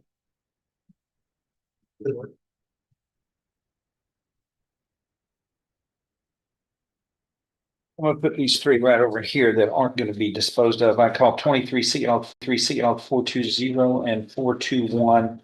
The state of Texas versus John David Allen III. That's you. Yes, sir. Present with Mr. Reynolds, your attorney on the state's attorney. That's the defendant waiver. Formal reading of these indictments and arraignments. Can we proceed in sum? He does and you make it. You want to add something? The state has filed a notice of intent to use prior convictions as enhancement in a separate document. I think he's also pleading true to paragraph 2 and paragraph 3 in that document along with each indictment.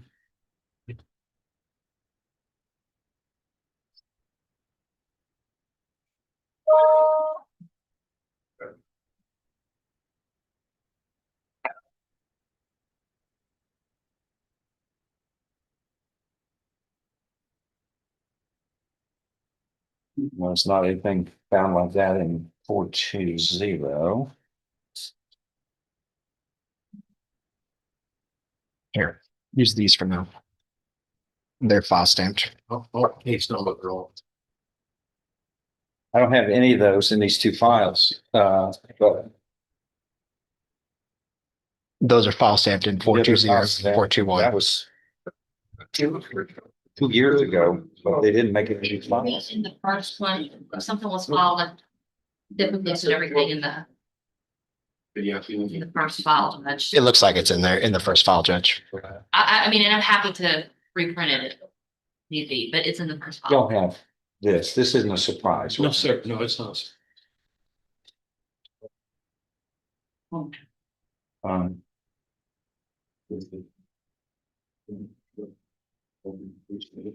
Okay, there's.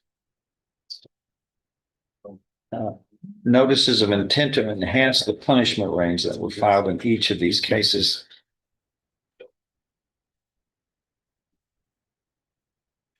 Which, are you familiar with this, sir? Yes, sir. No. States that before the commission of these two offenses in 420-421, that it is alleged that you were finally convicted of indecency with a child on October 5th, 2001, and cause number 334-R in the 128th District Court of Orange County, Texas. So Judge, that would enhance him to automatic life under 1242C.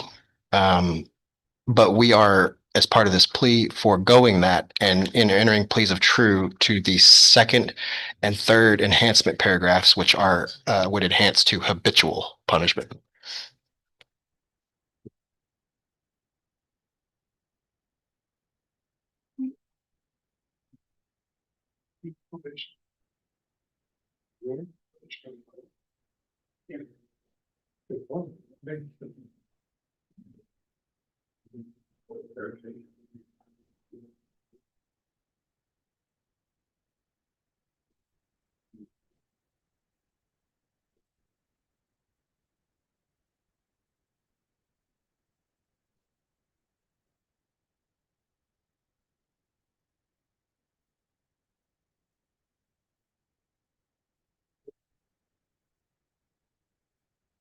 So the second and third enhancement paragraphs are to in sequence felonies.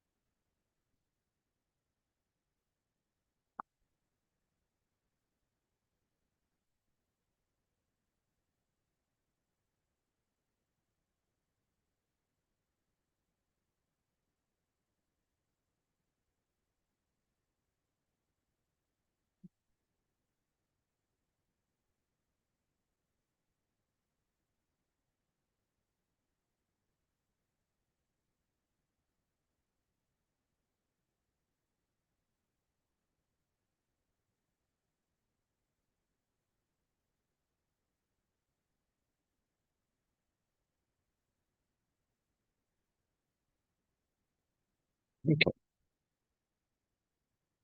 As I understand this, you are seeking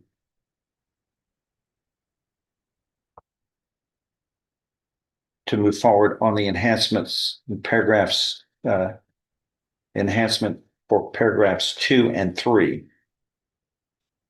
Yes, sir. From that separate notice filed. Okay. Is that your understanding of the plan? Yes, sir. We've been over that and he's agreed to plead true to this.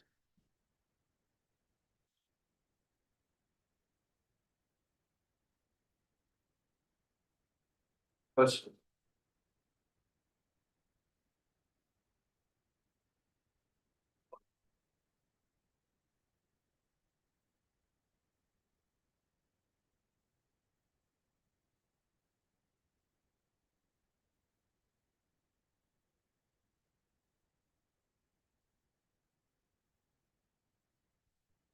All right, can we take these two together? Yeah. 420 and 421. Is that right? Yes, sir. No. In summary, Mr. Allen, each of these two indictments similarly allege that on or about December 2nd, 2022,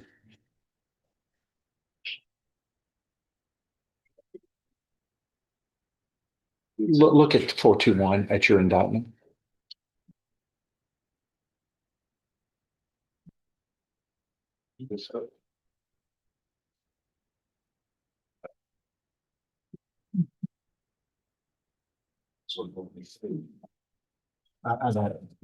What's the problem? So the date of the indictment. The date is wrong. It's misdated. Says on or about December 2nd, 2002. That was 23 years ago. It's a typographical error. It's You think? 22. Okay. We'll agree to amendment and wait 10 days.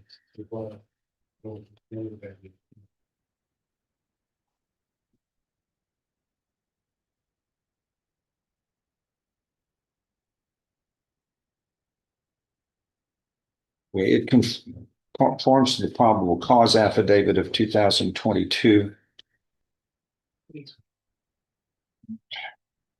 Corrected. Without objection? No objection.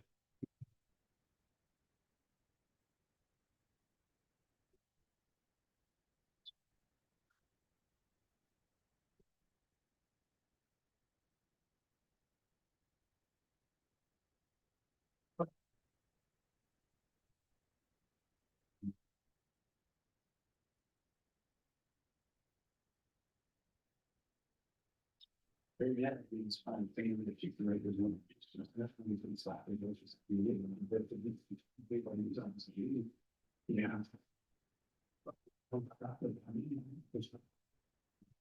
No, that's corrected without objection. In each of these indictments, again, this states that on or about December 2nd, 2022 in Jefferson County, Texas, you committed second-degree felonies of sexual assaults of a child.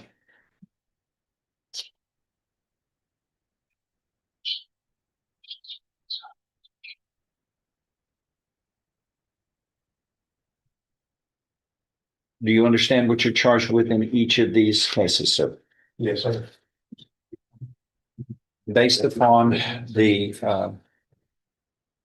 filing of the state's notices of intent to enhance punishment range, the defendant has been on notice since June of 2023, over 2 years ago. So the state intended to enhance the punishment range, which would have been a second-degree felony, no less than 2, no more than 20 years confinement in prison, and a fine up to $10,000 in each case, with what are called enhancement paragraphs 2 and 3 out of the state's notice filed on June 1st, 2023, which alleged that you were finally convicted of burglary of a habitation under Texas Penal Code Section 30.02, a second-degree felony, on October 4th, 2001, out of the 128th District Court of Orange County, Texas, and cause number A as in Adam -980728-R as in Robert. Do you understand what is being alleged in that notice of a prior conviction, sir? Yes, sir. Is that allegation true or untrue? True. Are you pleading true to that voluntarily and because it is true? Yes, sir. And raise your right hand. Do you solemnly swear or affirm all statements that you make during this hearing are the truth, the whole truth, and nothing but the truth, so help you God? Yes, sir. And again, you stating that that allegation called enhancement paragraph 2 from the state's notice of intent to enhance punishment range is true and correct as it is alleged, and you're pleading true and correct to that voluntarily. Yes, sir. Next, it goes into enhancement paragraph 3. It is alleged that after the burglary of a habitation conviction was final, as described in enhancement paragraph 2 of this notice, that you thereafter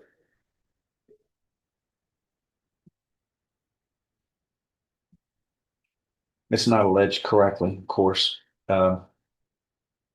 This states after that became final, he was finally convicted of failing to register, and that's not the test. It would have, after it was final, it should be alleged that he actually committed and then was finally convicted of a subsequent crime. It doesn't. I believe the introduction paragraph to those two outlines that.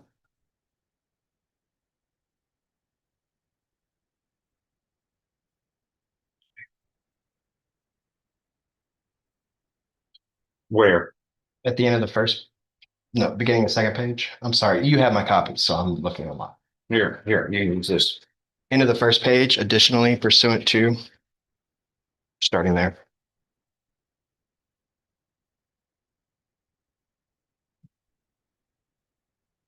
That's not good enough. It's just restating law. It's not stating facts that support the circumstances for habitual felon. Well, Judge, it states that we intend to offer evidence of enhanced punishment pursuant to that section right there. It outlines exactly what is required, and then it states the two enhancement paragraphs. I mean, I didn't file this notice, but I think it's sufficient. We need to amend to fix that, then I let's think do it it. needs to be fixed because it's giving substitute prior convictions, but not in sequence under law. And he's going to plead true to that, but it's not, he's pleading true to what this states. It doesn't state that they were the timing. And so I would suggest the enhancement paragraph 3 needs to be changed after that become final.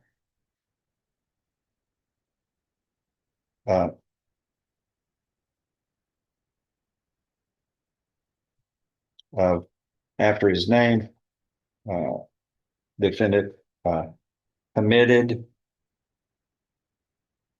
the felony offense of and was finally convicted of blank. Yes, sir. Any objections? No objection, waive 10 days.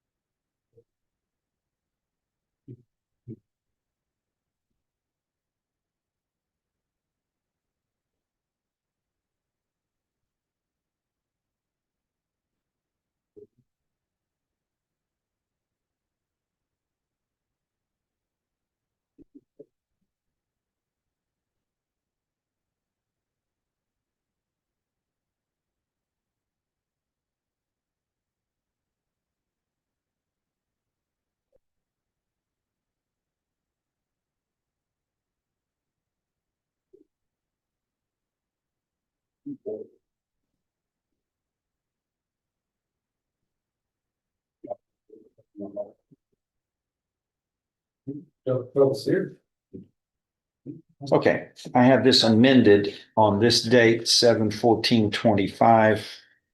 And it reads enhancement paragraph 3, before the commission of the primary offense and after the conviction in cause number A-980-728-R became final, defendant John David Allen, committed the felony offense of, and it then picks up, was finally convicted of failure to register sex offender, 3rd-degree felony offense. Any objection to that? No objection to that magnitude.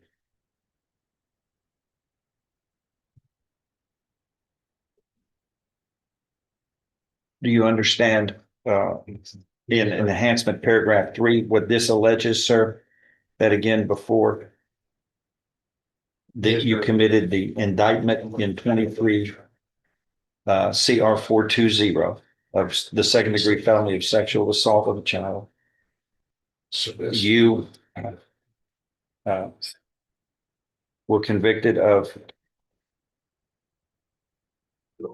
burglary of a habitation that we talked about in October of 2001 out of the 128th District Court of Orange County, Texas.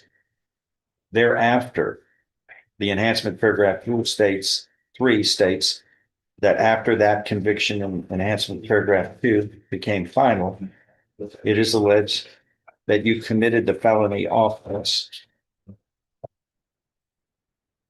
and was finally convicted of the subsequent crime of failing to register a sex offender, a 3rd-degree felony, on September 20th, 2018, out of the 103rd Judicial District of Dallas County, Texas, in cause number F-1875601-B.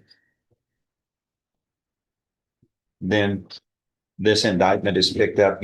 After those two convictions were final, then you committed this new offense, E-421. Do you understand Yes, the sequence? Yes, sir. Committed the first offense, paragraph 2, then was finally convicted. Thereafter, you committed the second offense. The next offense, as listed in paragraph 3, were convicted. Thereafter, commit this new indictment. Yes, sir. That makes you, if all of this is true and correct, an habitual felony offender. Do you understand? Yes, sir. Are those allegations and then those enhancements true and correct as they are alleged? Yes, sir. And are you pleading true and correct to that voluntarily and because it is true as it is alleged and amended? Yes, sir. Okay. Thus, you are a habitual offender, which means you face a term of life imprisonment or any term of not more than 99 years or less than 25 years in prison, in addition to fine, and there is no fine as an habitual felon. Do you understand? Yes, sir. Is that your understanding of the punishment range? Yes, sir. There is an agreement that's been reached where you would be pleading guilty to the indictment and to the state's notice of intent to enhance the punishment range with the enhancements of paragraphs 2 and 3. And you would be sentenced to 50 years in prison. Is that your understanding of the agreement? Yes, sir. If I follow this agreement, you have no right of appeal. Do you understand? Yes, sir. Also, 3 other cases will be dismissed. And those are going to be 23 CR 31, 32, and 33. Yes, sir. If I follow this agreement, sir, you have no right of appeal of your cases. Do you understand? Yes, sir, I do. Therefore, how do you plead to this indictment? Guilty or not guilty? Guilty. That charges you with the second-degree felony of sexual assault? Yeah. And this is the indictment in each case. 23 CR 420 and 421 in each of these cases, which similarly allege sexual assaults of the child and on this date, on or about December 2nd, 2022 in Jefferson County, Texas. And these were separate assaults of the same child, sexual assaults of the same child. Are those allegations true and correct as they are alleged? Yeah. Are you pleading guilty to those voluntarily, knowingly, intelligently, and because you are guilty? Yes. And then the enhancement paragraphs of 2 and 3 that we discussed, the burglary of the habitation in 2001, thereafter, the failure to register as a sex offender in 2018, committed in sequence. Again, are those allegations true and correct as to each of these indictments of enhancements and prior convictions? And are you pleading true and correct to those voluntarily and because those are true? Yes, sir. Pre-sentence, if I follow this agreement, again, you have no right of appeal of your cases. You understand? Yes, sir. Pre-sentence reports, please. So wait. I'm going to show you again what's marked as State's Exhibit 1 in each case. Did you sign those documents voluntarily, understand them, discuss them with your attorney, or the contents true and correct? Yes, sir. State's Exhibit 1 tendered into evidence in each case. Objection. Without objection, admitted. Among other things, this states you are mentally competent to enter your guilty pleas, which are freely and voluntarily made. You know what you've been charged with. The indictments have been read to you. You've read them. You were guilty of the crimes charged and any lesser included offenses. You were giving up your rights to a jury trial and the rights to the appearance, confrontation, cross-examination of witnesses. You were totally satisfied with the representation provided by your lawyer in these cases. All true, so help you God. Yes, sir. States Exhibit 1 in each case made a part of the record. And again, pre-sentence reports are winners. Yes, sir. If nothing further, I'm going to find that you are pleading guilty in each of these cases to these the second degree felonies of sexual assault of a child voluntarily, knowingly, intelligently. And you have pleaded true to enhancement paragraphs 2 and 3, which allege prior convictions in sequence of burglary of a habitation in 2001 and failing to register as a sex offender in 2018. Those are alleged, and you have pleaded true to those in the way they are alleged, which are actions taken in sequence that subject you to habitual felony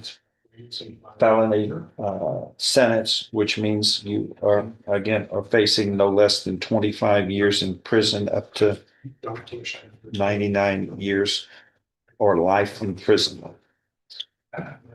Is all of that true and correct, and is that your understanding? Yes, sir. I therefore find you guilty as an habitual felon in each of these cases as paragraphs 1, 2, and 3 for each of these indictments as placed into the record under the state's notice of intent to enhance the punishment range in each of these cases have been proven true beyond a reasonable doubt. I now find you guilty beyond a reasonable doubt in each of these cases and true beyond a reasonable doubt to allegations, enhancements, paragraphs 2 and 3. I am following this agreement. You are hereby sentenced to confinement in the institutional division of the Texas Department of Criminal Justice for each of these cases to a term of 50 years imprisonment, and these sentences shall run concurrently.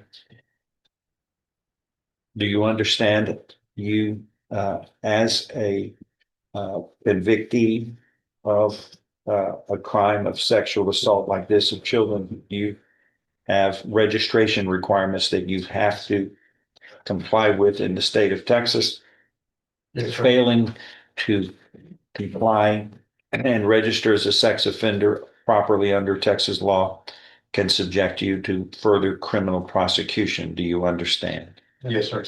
Also, I think 3 other cases are to be dismissed as part of this agreement. Yes, sir. Anything else on this? Dot the i's, cross the t's? I think so. There's a misdemeanor. I think he's. I'll take care of it. Judge, do you want the copy of the, so this is the notice in 421. So do you want to duplicate your amendments to the notice in 420 on 421? Any objection to that, Mr. Rowan? No objection. Will be done. Anything else? No, sir. Thank you. Get the copies from your district. Okay.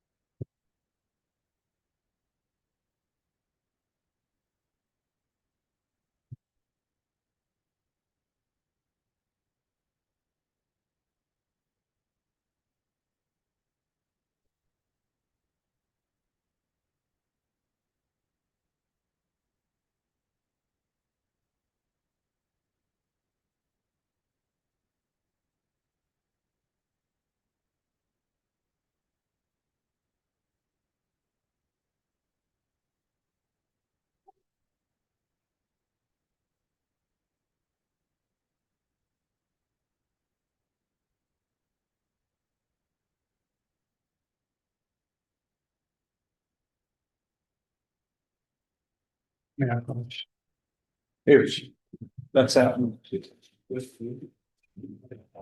That was a law school exam.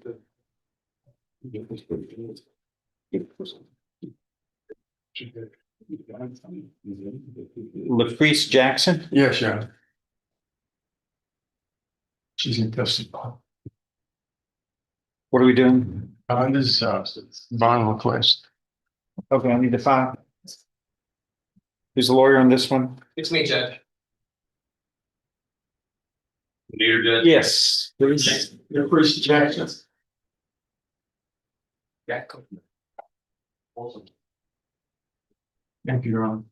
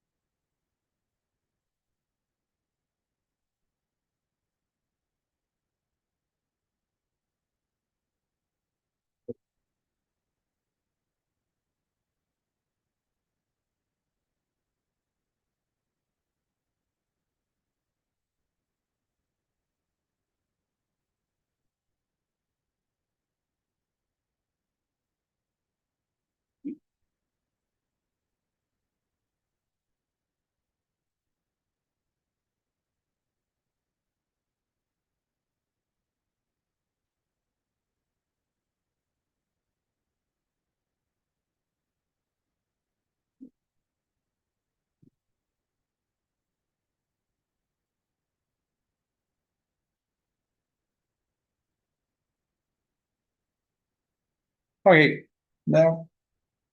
Number is 25 CR 771 is now called, and an indictment with no cause number on it.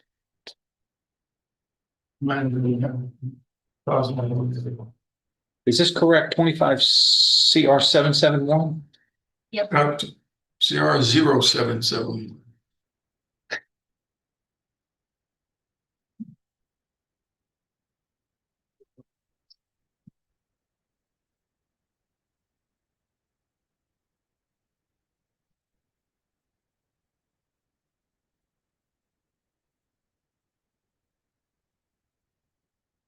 All right.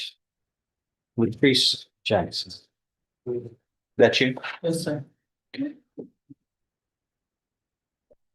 You're charged here with on or about April 22nd, 2025 in Jefferson County, Texas, the second-degree felony of aggravated assault with a deadly weapon. It states by causing bodily injury, by intentionally, knowingly, or recklessly shooting the complainant in the hand with a firearm. And you exhibited a deadly weapon, namely a fire.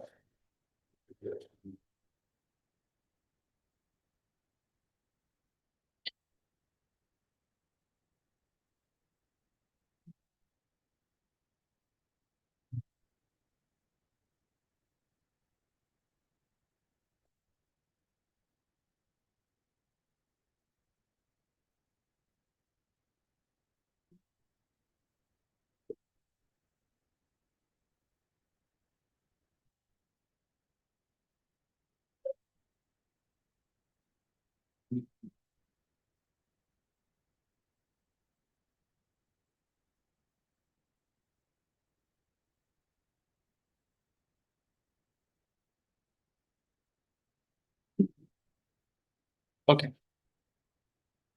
I think I've read this one. I believe, according to the probable cause affidavit, the defendant claimed due to previous disputes with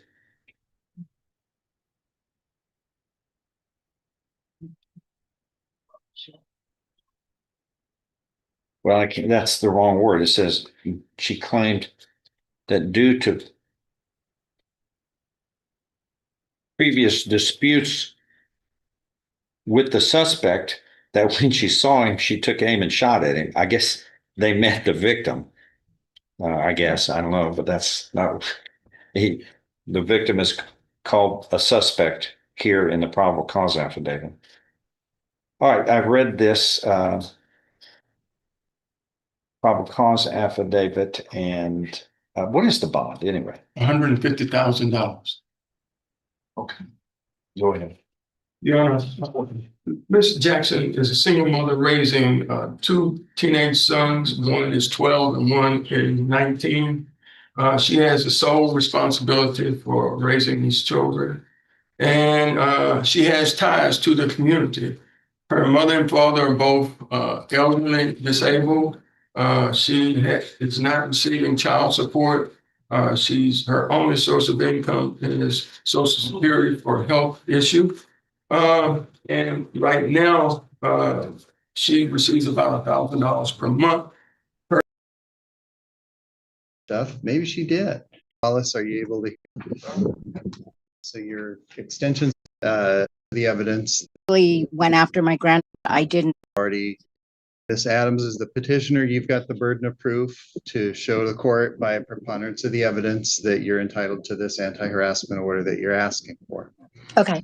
And keep in mind that anything that you have previously filed with the court is already part of the record in the case, and I've already seen it and read it, and so has the other party. So it's not necessary for you to repeat orally everything that you've already filed in writing.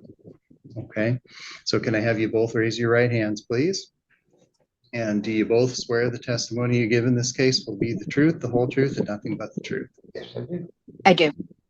All right, Ms. Wallace, I'm sorry, Ms. Adams, go ahead. So the reason that I'm seeking a petition is because first of all, Mr. Wallace accused me of stealing a watch, which I didn't steal, but that seemed to cause him great agitation that he thought that I stole it. And for 2 weeks, he literally would stay in corners. He would follow me around. And the thing that really upset me a great deal is that he went after my granddaughter and I. He physically went after my granddaughter, who was in a cart, and he shook it violently. He followed us. He wouldn't leave me alone. He followed us into the main area of the apartment complex where there was a great deal, many people there. And it was also caught on film that he kicked me. He would not leave my granddaughter alone. She's sick. She was terrified. And even if I can't get the restraining order for myself, I'd at least like to get it for my granddaughter because she's terrified of him now. And they used to have a really good relationship. But the fact that he was violent, extremely violent and angry, and I'm afraid of him. I'm afraid that he will come after me again. I'm afraid that he will come after my granddaughter again. So that's why I'm asking the court to grant us the restraining order so that we can keep things the way they are right now, where he stays in his corner, I stay in my corner, and I'm not afraid to leave my apartment right now because of the restraining order. But prior to that, I was afraid to go anywhere alone. I always had to have someone with me in case he antagonized me or came after me. And because of that, I'm afraid of him. And I don't want to go back to what it was, where he was violent and he was attacking me. I can't go back to that, especially with my granddaughter being there. I need to ask you a couple of questions then, okay? Okay. Does your granddaughter live with you? No, but I do watch her quite often. And so she's here at least 3 days a week. And then you and Mr. Wallace live in the same apartment complex? Yes. Is that the reserve? It is. Okay. So there are common areas out there too, right? Correct. Okay. And the way that he and I have been handling it now is if we show up at the same place, we just go our separate ways, which we've run into each other a couple times. And it's been nice because he goes his way, I go my way, and there's no interaction between us. Okay. All right. The couple of times that we've run into each other. Okay. And it looks like when she issued the temporary order, Judge Wilcox kind of took that into account. All right. Correct. I wanted to make sure that there wasn't something about that situation I didn't know. Okay. No. Yeah, Ms. Adams, I know I interrupted you there. Is there anything else you want to tell me about this before I give Mr. Wallace a chance to tell me his side of it? No, I think I've explained everything. Okay. All right, Mr. Wallace, it's your turn, sir. What would you like to tell me? When I first moved into the reserve apartments, she was my caregiver. I had money turned up missing. I had a debit card turned up missing. She supposed to buy food for me, but she was buying food for herself. She was paying her bills, her electric bill, her Amazon music bills. With my money, she's paying for all these things. She stole my watch, my wristwatch from me. I tried to get my wristwatch back from her. And she would not give it to me. She took it, she dropped it down the front of her blouse. It says, ha ha, I've got your watch. You can't have it. Ha ha ha. And then she started stalking me. I'd go to the other side of the building, stay away from everybody and everything. She come.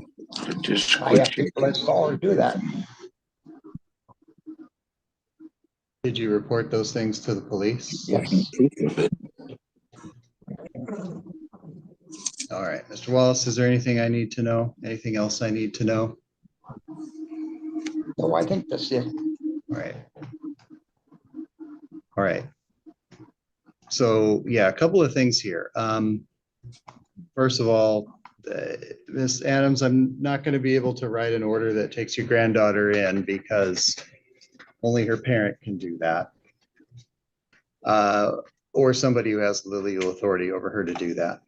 Okay, so her mom can do that if she chose to? That's her decision. Okay, thank you.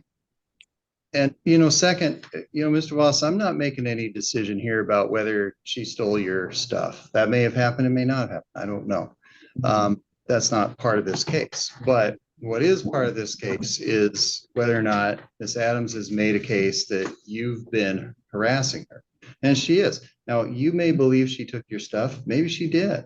But, accosting her, effectively in her home, taking physical action against her, scaring her grandchild when she's with her. Those are all the kind of things that we call harassment. And they in this case, they have happened over a course of time, and it's a course of conduct. And it's reasonable for her to be concerned about that, especially when she's in the presence of her granddaughter. So you can't just do that, even if you think she took your watch. Okay, let the police handle that. This interaction between the two of you has to be peaceful. And I'm sorry if you were the victim of a crime, but that isn't established, and it's not an excuse for the kind of behavior that she's describing here. So I'm going to issue the order. It's going to be on the same terms and conditions as when Judge Wilcox issued the temporary order, and it's going to be in effect for the next 6 months.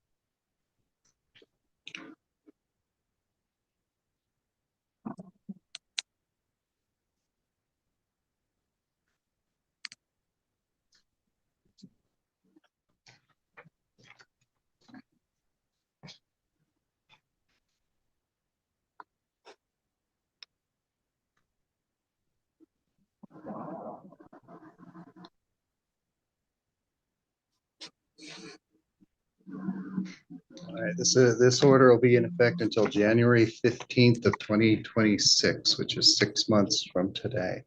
Okay, All right, Mr. Wallace, since you're here, we'll give you a copy of this order. And Ms. Adams, the court clerk, will email you yours before the end of the okay. day. That sounds great. Thank you. Thank you both. Is it okay to leave? Yep, it's all done for today. All right, thank you so much. Yes, sir. Okay, cool. Now I need to smoke because that Stories really. that she has told are not, a lot of them are not true. She has stalked me. I don't stalk her. She goes around the building looking for me where I'm at, and she stands there and harasses me. Her boyfriend threatens to shoot me. He goes like this: I see you, bam, bam, bam. What he does to me. All right, ma'am, would you mind picking this up for Mr. Wallace? Thank you. All right, and that'll conclude I'm your 89 hearing, years Mr. old. I just Wallace. want to live in peace. I don't need this harassment from them.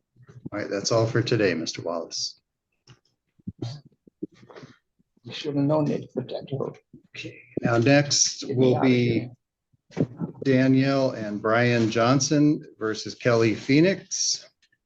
Okay, all right, and Miss Phoenix, I see that you were served with the notice of the hearing on July 8th. Are you ready to go? Yes. Okay. All right, thank you. All right, and so same thing, I'm going to swear the parties in here. The Johnsons are the petitioners here, so they're going to get to go first, and then I'll hear from you, Miss Phoenix, and make a decision, okay? All right, so can I have all you raise your right hands, please? And do you each swear the testimony you give in this case will be the truth, the whole truth, and nothing but the truth? Yes. Yes. Okay, so I'll hear from the Johnsons first. Okay, do you want us to start, I know you have all the paperwork, do you want us to start from the beginning, from the 2 years ago, or 2 years of this? Well, it's really up to you, but you know, do keep in mind that I do have your whole petition here, which is made part of the record, and I'm aware of it. Okay, so basically, you know, this has been 2 years ongoing with Kelly. She was a member of the gym. She started stalking our grappling instructor, Paul. He is a lawyer, by the way. She sent, you know, over 100, like 125 emails to him during the day. So we had to let her go out of his class. And when Brian would explain it to her that she can't take it because of her mental illness, you know, she's diagnosed schizophrenic and she has psychosis.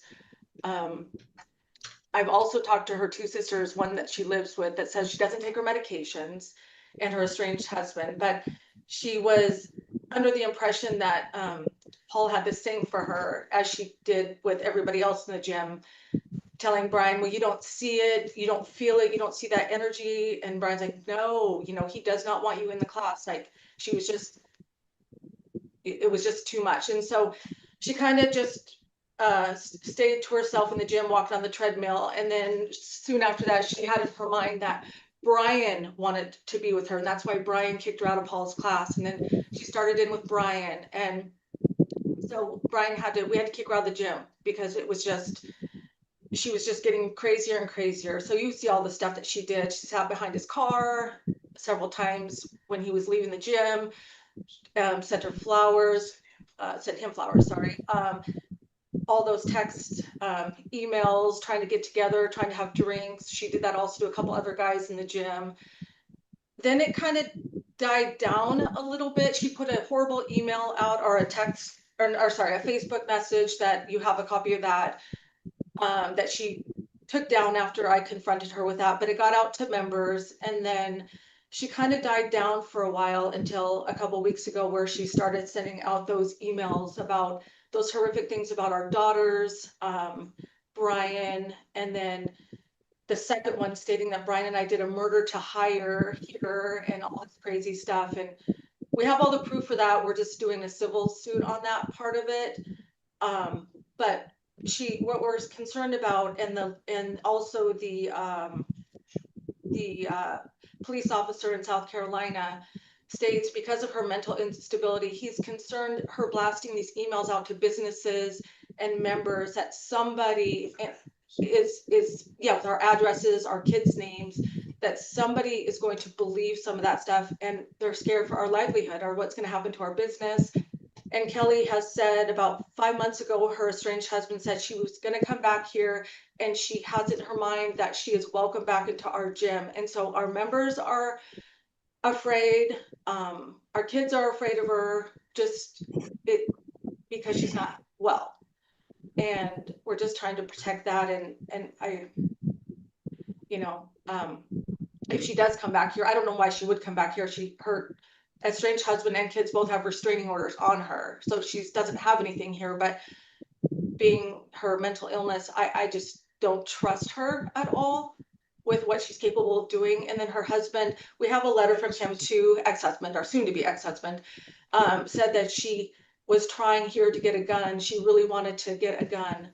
And he was afraid because how she was talking about me, because, you know, she thinks that Brian wants to be with her and I need to be basically removed from the situation. So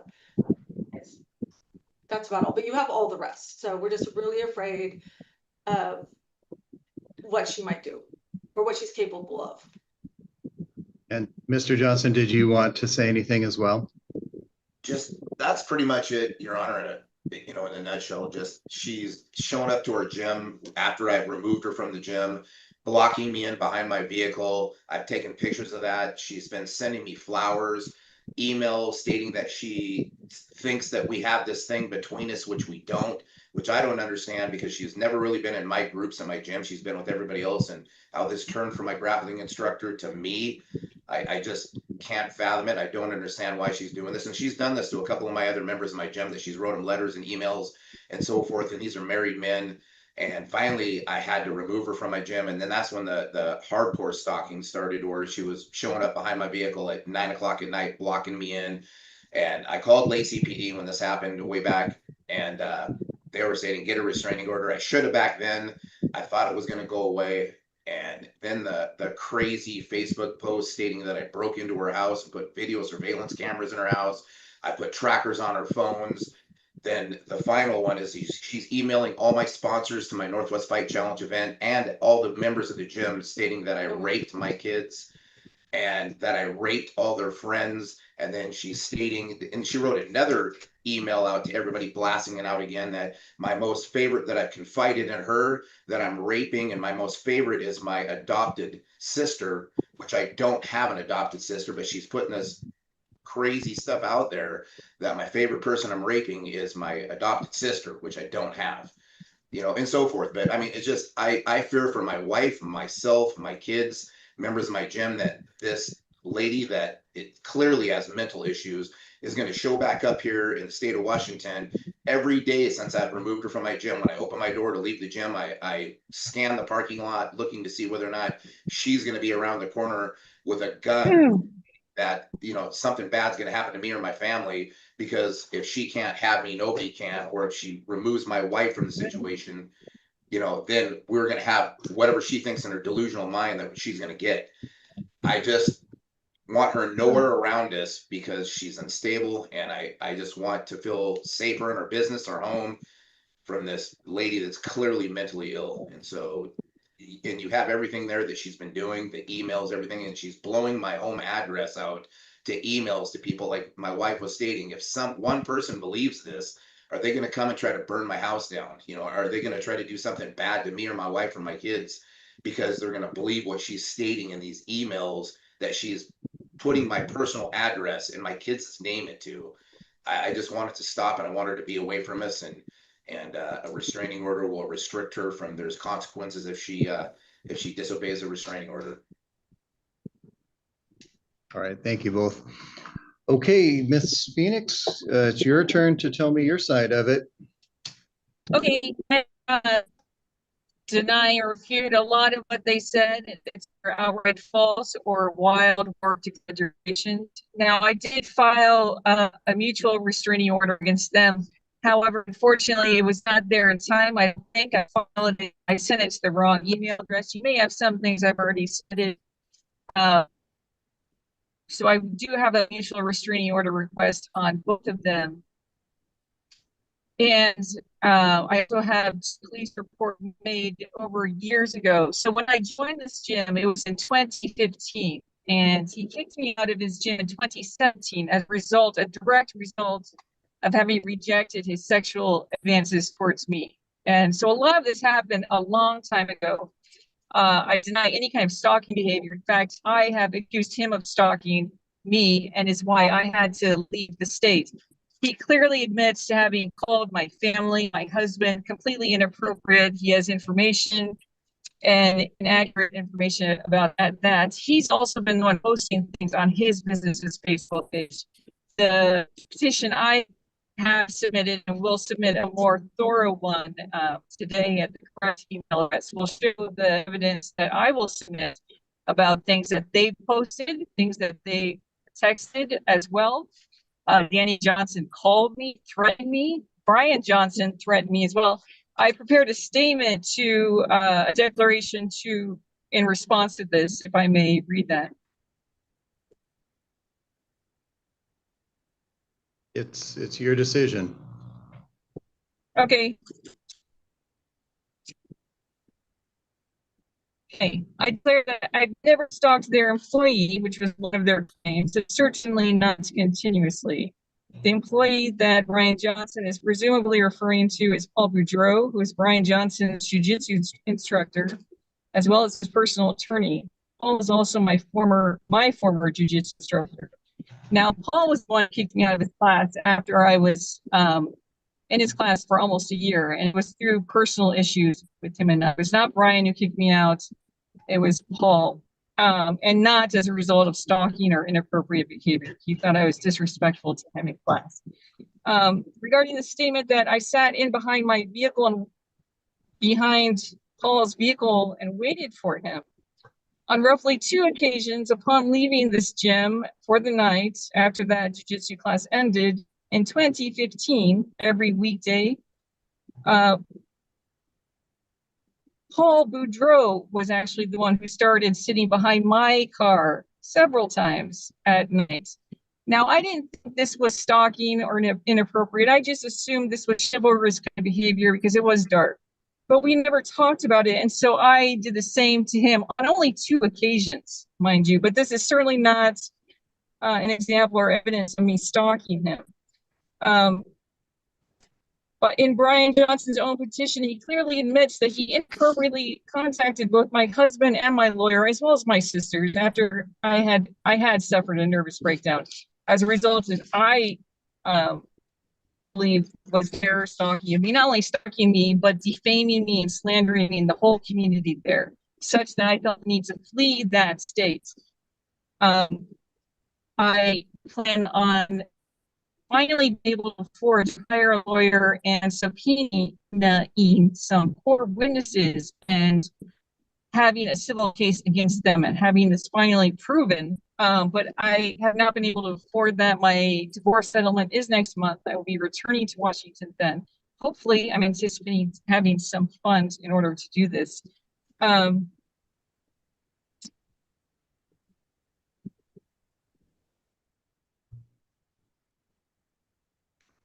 It's like we just lost Miss Phoenix's connection. All right, we'll stand by for a minute here. There we go. I'm sorry, my you're- phone cut off. May I continue? Yeah, we just lost you for a couple seconds there, so you can pick up where you left off. Okay. In his own petition, he clearly admits that he's inappropriately contacting both my husband and my sisters, getting information from them. I did have a nervous breakdown a couple of years ago. I had never had any mental issues prior to that, certainly not when I was a member of their gym. And the diagnosis, which I refute, I believe is erroneous and ultimately was defined as related to marijuana usage, which I no longer even use. It's not legal in South Carolina. I have not used that for a while since moving here.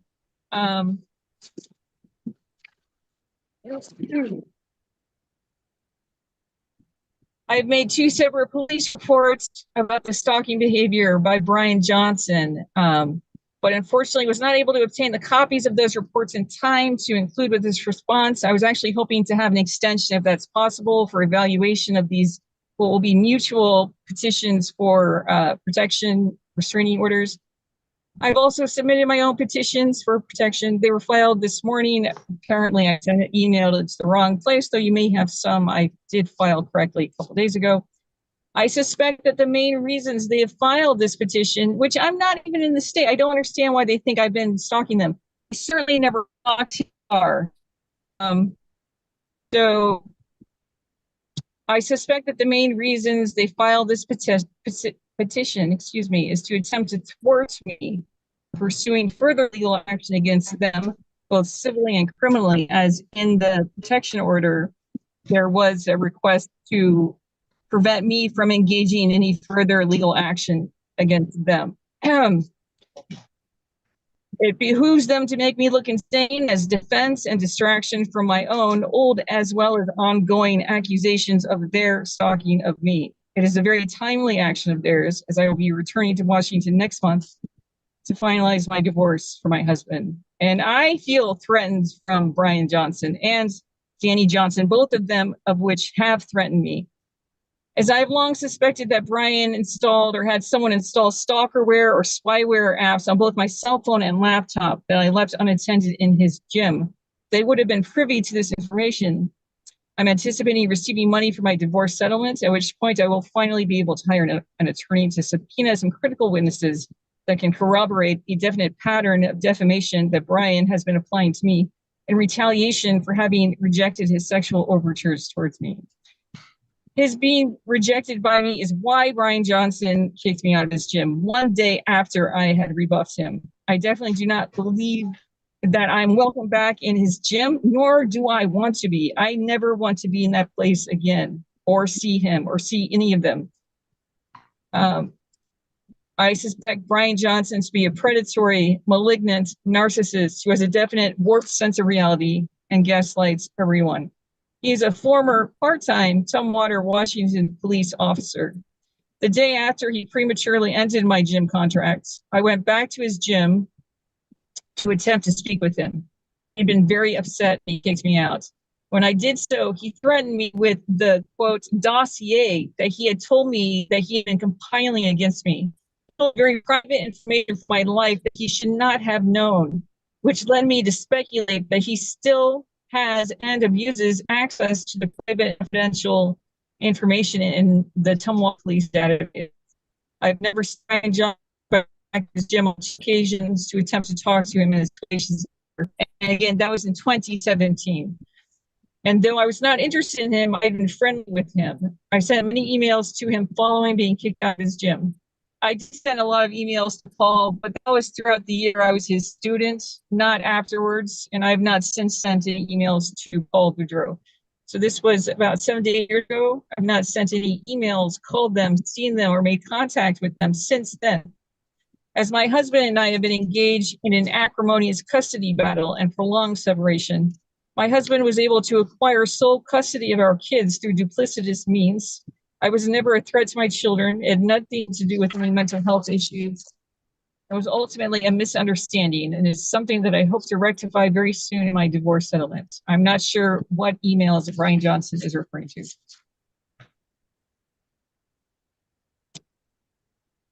And also, when I received this petition, I didn't receive any kind of, I don't know what it says he attached some evidence to his case, but I didn't receive anything like that. And I had been under the assumption that that had to be included. So I seek for a continuance of this when I have all of my paperwork over. All right. Thank you, Ms. Phoenix. All right.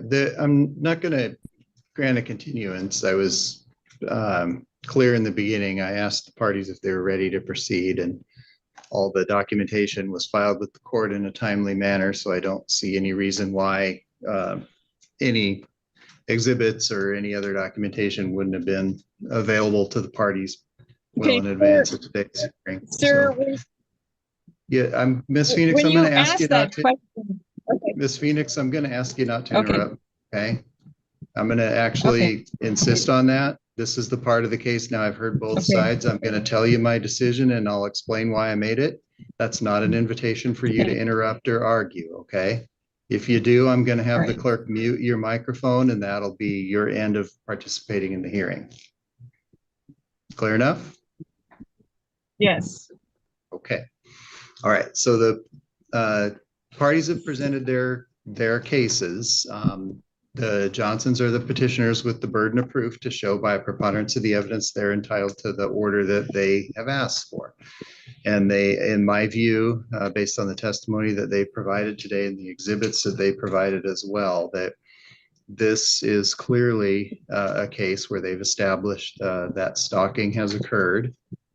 They've supported that through their testimony as to the actions of Miss Phoenix. They've supported that through the various letters and emails and other forms of communication by Miss Phoenix that they have found to be upsetting. Those things have gone on over a period of time. They're targeted at the Johnsons. They clearly express a desire that the Johnsons should be placed in fear for their safety, not only from Miss Phoenix, but from other people that she is attempting to create the impression that the Johnsons may need to fear as well. This is all obviously coordinated or linked in a way to make the Johnsons feel intimidated and scared at all times. And based on their reaction to the various kinds of communications, they have been scared. And a reasonable person in their position would be scared based on the actions that Miss Phoenix has taken. There's no lawful purpose to any of this. The only caveat I'll say in that is that if there's any litigation related to defamation or, you know, what you folks have referred to as libelous statements or slander, that's beyond the scope of this court's jurisdiction in this matter, and that would have to be decided separately in a different kind of legal action in a different court. So I'm not making any pronouncements about the validity of any kind of defamation or whether any of that's actionable. I will therefore grant and enter a stalking protection order protecting the Johnsons. And I'm going to place that order in effect for 5 years.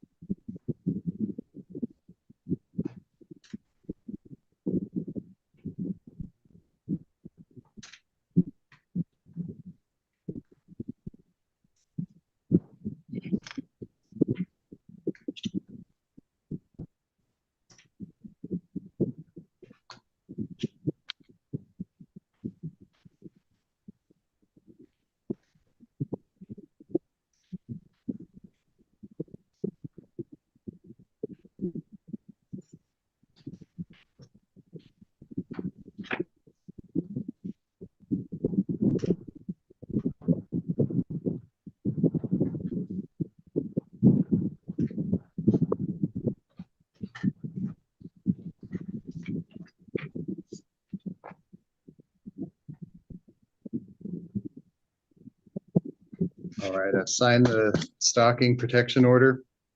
As I've indicated, it's been reduced to writing and it will be available to both parties. The court clerk will send you each your copies. Thank you so much. Thank you, Your Honor. All right, you're welcome. And that'll end the hearing for today.